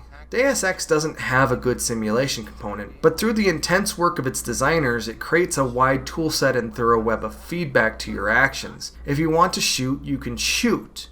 If you want to sneak, you can sneak. If you want to hack, you can hack, so on. You can do any combination of those things and the game will respond accordingly. In Thief, you can sneak, and you can sneak. Combat will usually result in failure. There are no computer or electronic systems to bypass. The world is full of magic you can't learn. It's fight or flight, and that doesn't really invite a variety of gameplay opportunities. There aren't even any talent trees or ways to stat boost your Garrett until 2014. You'll notice I haven't talked much about the gameplay of the reboot, and that's because it introduces so many mechanics that they deserve their own breakout when we get to that game later on. But Thief does offer a bunch of tools to change the environment and how you play the game. Its levels are full of reading materials to provide context to the narrative while offering exploration and options. Water and moss arrows change the shape of your playground. The sheer size of the early game's levels combined with the occasional vent to sneak around in ensure that you'll always have options. Thief also has an ace up its sleeve. It's dynamic AI that offers both emergent gameplay and improvisation.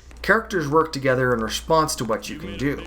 They find dead bodies and rally a defense you just have to work around. What really helped change my mind is the scorecard that appears at the end of each chapter in 2014, indicating how you played. It made clear to me, looking back through the series, that even though any distinct approach you take requires patience, you can be a savage murderer or you can be the ghost, and often you'll end up somewhere in between. While the Thief games don't offer quite the breadth of gameplay interactions or the ability to tweak the narrative that the Deus Ex or other immersive sims do, that doesn't disqualify them as immersive sims. So there. Phew! So this is the end of the part of the review where we discuss the series in big horizontal slices and the beginning of our dive into the individual games. There will be no punches pulled or going in release order, but I did want to touch on a few things. First off, you probably already noticed the timeline chapter markers in the YouTube player, so feel free to use those to navigate as you see fit. Secondly, I wanted to discuss the length of my time with these games. I spent 26.5 hours with the Dark Project, 20 with the Metal Age, 17 with Deadly Shadows, and 16.5 with the 2014 reboot, but the campaign is actually shorter than that, something I'll explain when we get there. The downward trajectory of my playtime with each title isn't reflective of a shrinking lack of interest in the series or that game's lack of quality as I played through them, nor is it my rushing through them to get this video produced before the sun boils away our oceans. Instead, the game simply got shorter as technical demands went up and things needed to be spelled out better for the player, which left me scrambling for wikis and guides less and less often. It's time to grab our thieving cowl, a good sword, and a sturdy bow, because here we go. The sooner this ordeal is over with, the better. When I get paid for this job, I'm gonna retire in style. Thief the Dark Project arrived just before Christmas 1998, but it'll actually be Thief Gold, which released nearly a year later, that I'll be reviewing today. Gold adds 3 levels for a total of 15, and I'll be making special note of significant differences between the two releases as we go along. It's not many.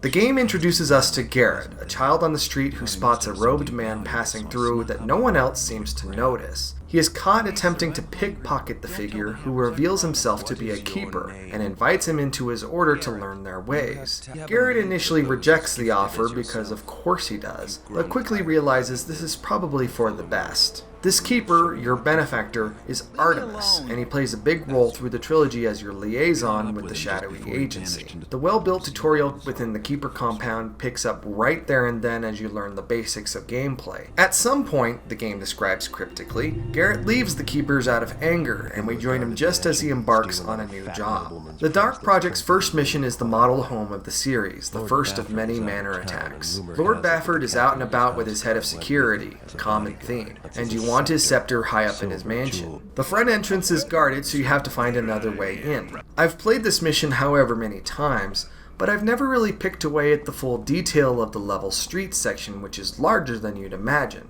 There are sewers throughout, but don't let the window dressing distract you. You want to access this well, and you'll get a key to it from this drunk guard. This is a good lesson in pickpocketing, but I guess you could take care of the guard if you wanted to. You come up through a crack in the storage room in the basement and take care of your first guards.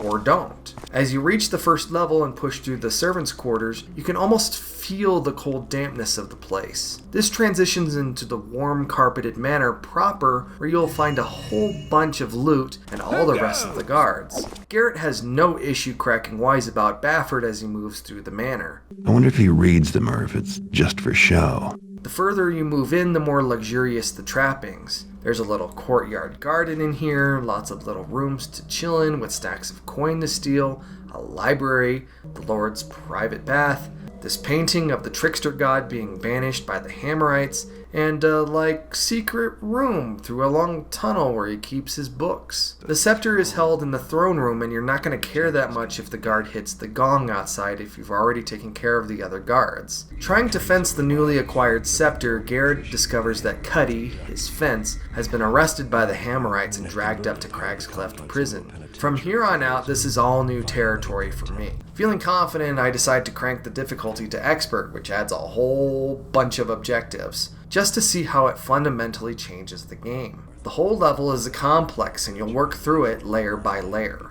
You start outside and swim into the abandoned mines. The first thing you see under light is a storm of flies swirling over a corpse. So, that's not a good sign. Don't get too close or they'll bite you. Suddenly you'll find other corpses that pop back to life and start wanting to make you dead. The elevator can move you out of this real bad place into the slightly less bad place that has a holy water font. You get to spend plenty of time experimenting with zombies to figure out how they die and don't die on your way to the Hammerite factory, a cramped workspace where they forge hammers, for hammer time. You'll be so happy to hear human voices even if they can kill you with ease. You'll find the guards are so tired of the zombies they don't even care that they're just floating around down here. I found myself alerting hammers unintentionally, running around a lot, unable to shake my tail while adding more hammers to my tail before ending up either dead or in water.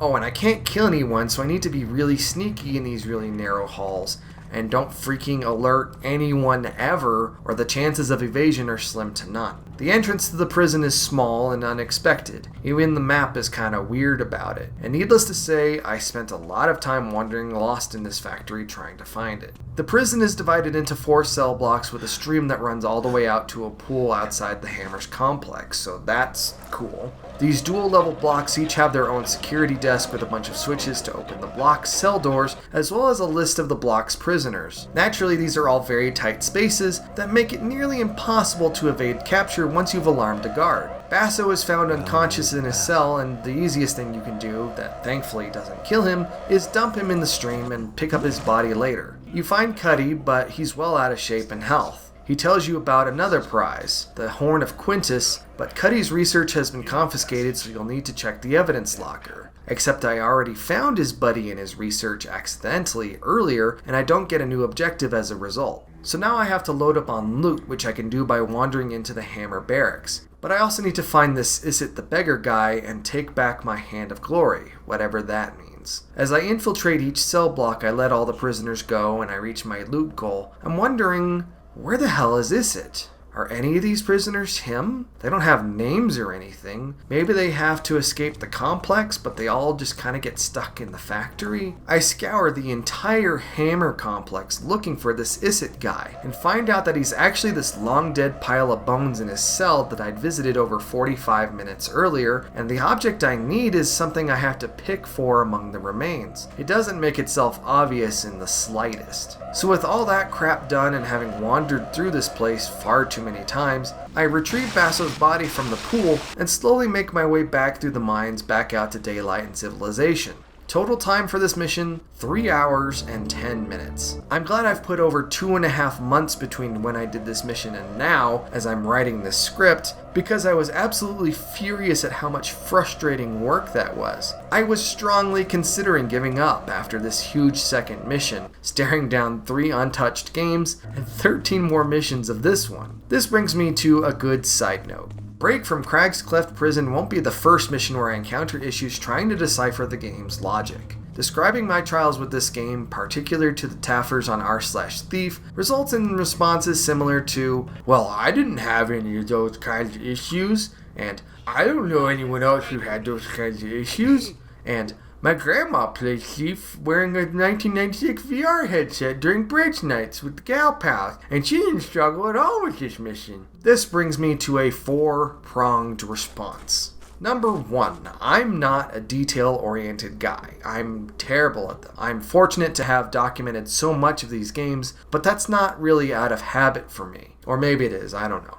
I know the script I'm reading now is different than the idealized prose I wrote in my brain months ago, but I didn't actually start to write anything down until now, or really about a month ago. I miss stuff in a lot of games, but in the real world too. I'm the guy frantically running around his apartment about to be late to reach his bus because he's looking for his phone when it's been in his pocket the whole time. Number 2, the people who patronize r/thief are fans of the games, okay? They've probably played through them multiple times and gone through all of the fan missions and based their graduate thesis on Garrett's theories of wealth redistribution. These aren't the kids who got Thief for Christmas in the 90s, got stuck playing Crag's Cleft, and then gave up on the game and traded it to Jimmy down the street for a burned copy of Half-Life. So with all that established, number 3. Designers, make your puzzles obvious that they're puzzles. If I boot up Myst, which will never ever happen, but if I do, I know I'm going to need a pen and a pad and an eagerness to solve some incredibly abstract puzzles. I know Myst is a puzzle game, okay? But when your game is just really freaking obtuse about what it wants from you, the player, that's not something to brag about. When I'm working through these extremely tight prison blocks, I'm keeping my eyes and ears open for the guards, not necessarily picking out and memorizing every single stupid detail of the world.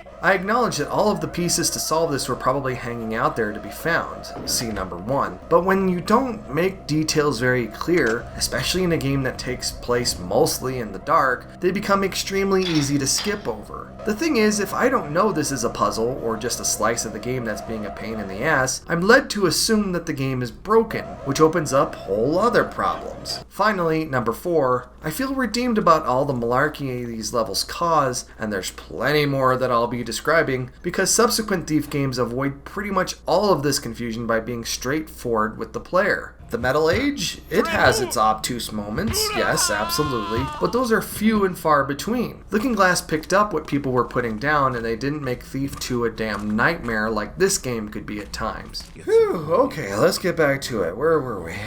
Oh, right. Level 3 of the first game. After the stress of Crag's Cleft difficulty, I decided to kick it down a notch, but not all the way down because I do want to give this game a fair shake. This means I'll not only need the Horn of Quintus, but a gemstone called the Mystic Soul, and 1,000 loot. Your ingress point is a kind of welcoming green patch, but soon you're back with the zombies.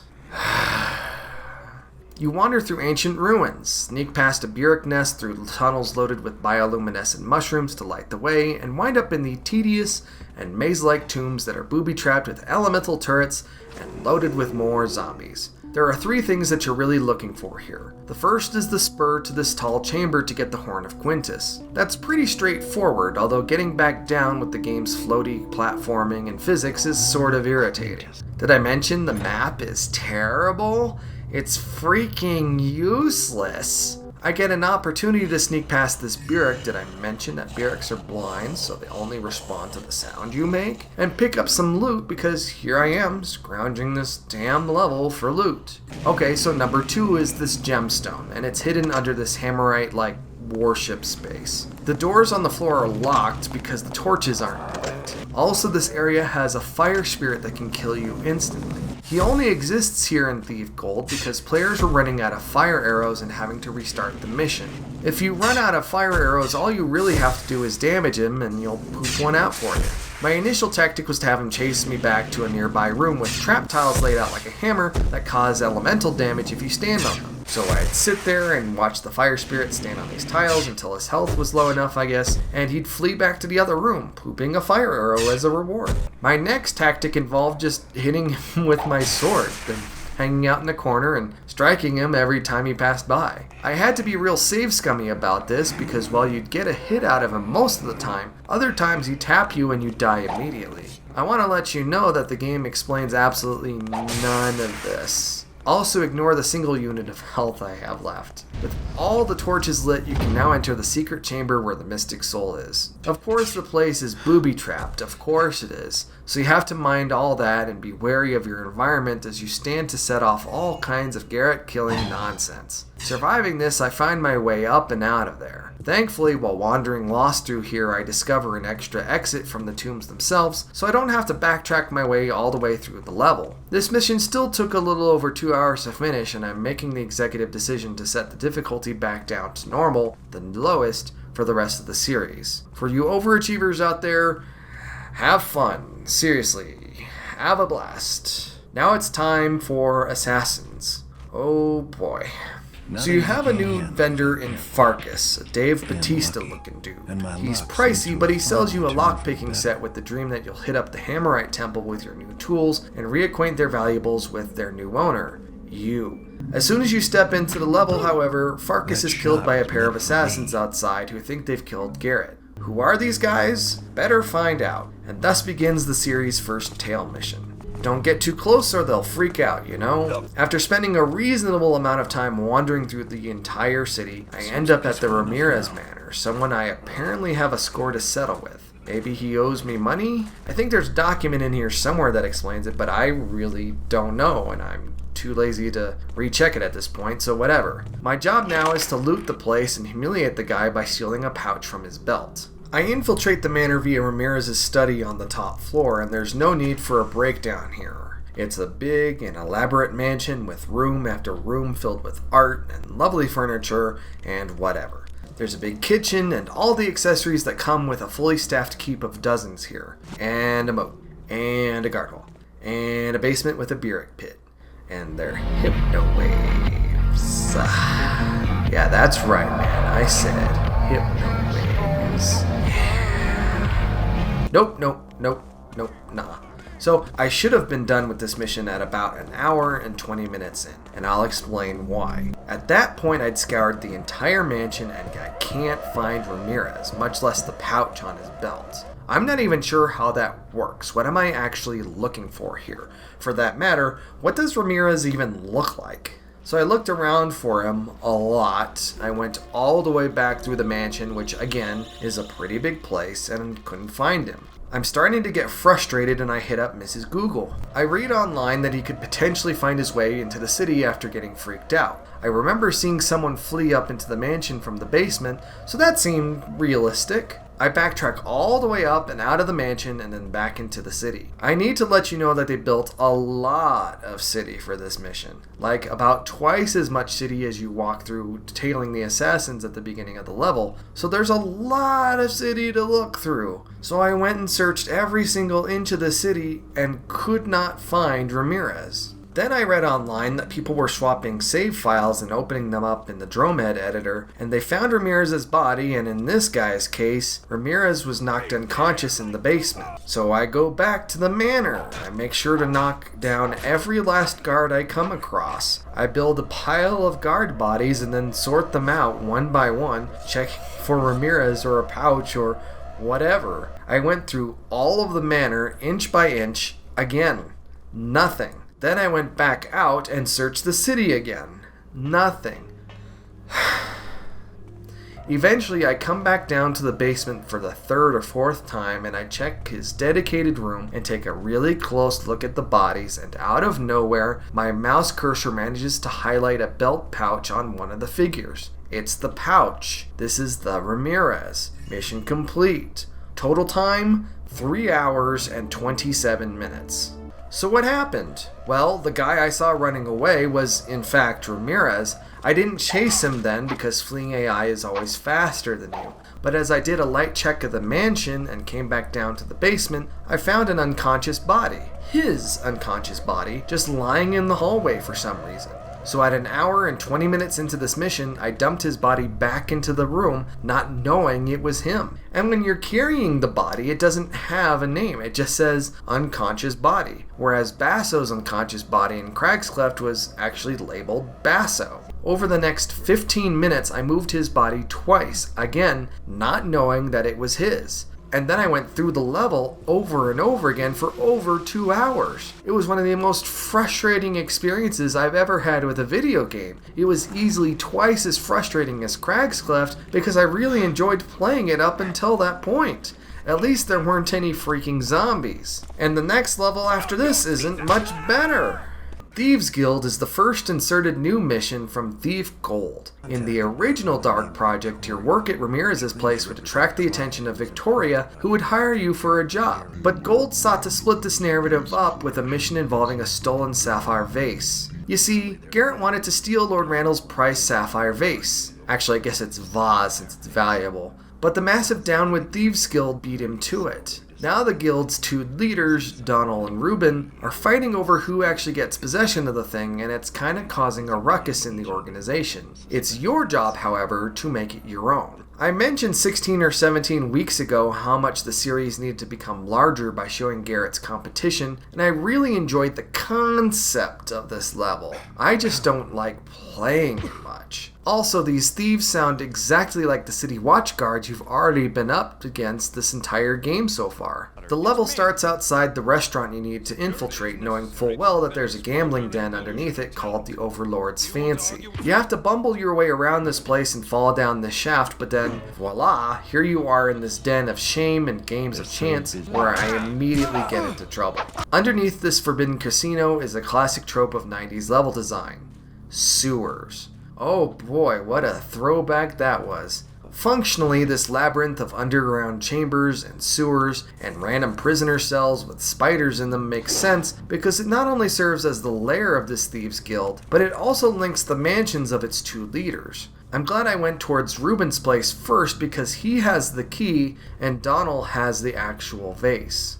By the way, neither Donald nor Ruben are at home. There are cool little moments in here, and the mansions are decked out and fancy, but moving through this space is confusing, and this mission's half-dozen maps, which are, seriously, there's so many maps trying to describe the space to you, they really don't work all that well. In Donald's mansion, you're supposed to find the sapphire vase, but after dispatching the help, I scoured the place looking for clues. After a time of looking back and forth and checking notes, I had to consult a walkthrough that let me know that I needed to slash down Donald's tapestries to uncover the hidden safe that has the vase in it. Just to see, I didn't discover a single other painting or piece of art that reacted to your sword in this way, and the game doesn't teach you that this is a mechanic. I guess I was supposed to just guess that this worked? Maybe there was some hidden piece of paper I didn't read, somewhere hidden in the aesthetic of a level? I believe this was something added mechanically for this gold release, which is why you don't see it again in this game. Vase firmly secured, the mission conveniently leaves you an exit nearby to retreat back into the city.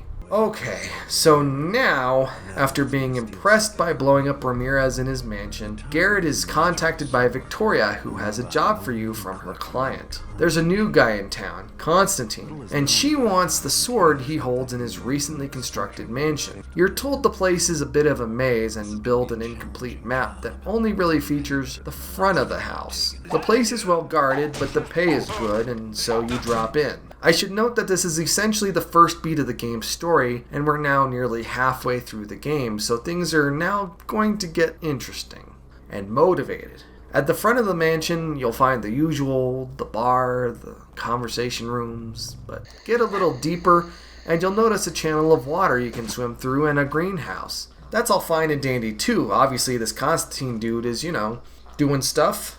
Dig a little deeper and, yeah, this place definitely went pineapple. The sword is a much-needed reprieve from the bulky, expansive levels you were just in. It's wacky and it doesn't make a lot of sense, but it feels like the team is finally having some damn fun. It's a short and sweet level, and it's hilarious that these house guards have seemingly no issue patrolling the mansion's bizarre Burton-esque layout.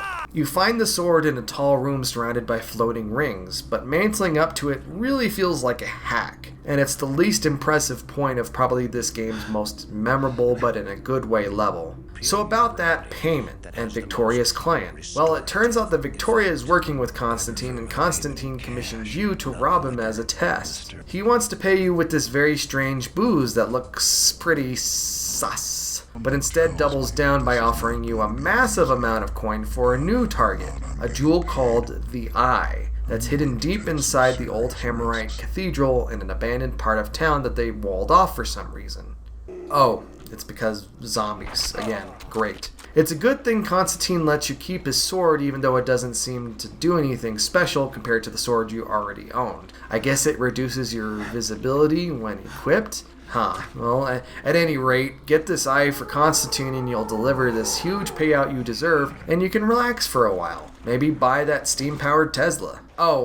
This place sucks, and I hate it.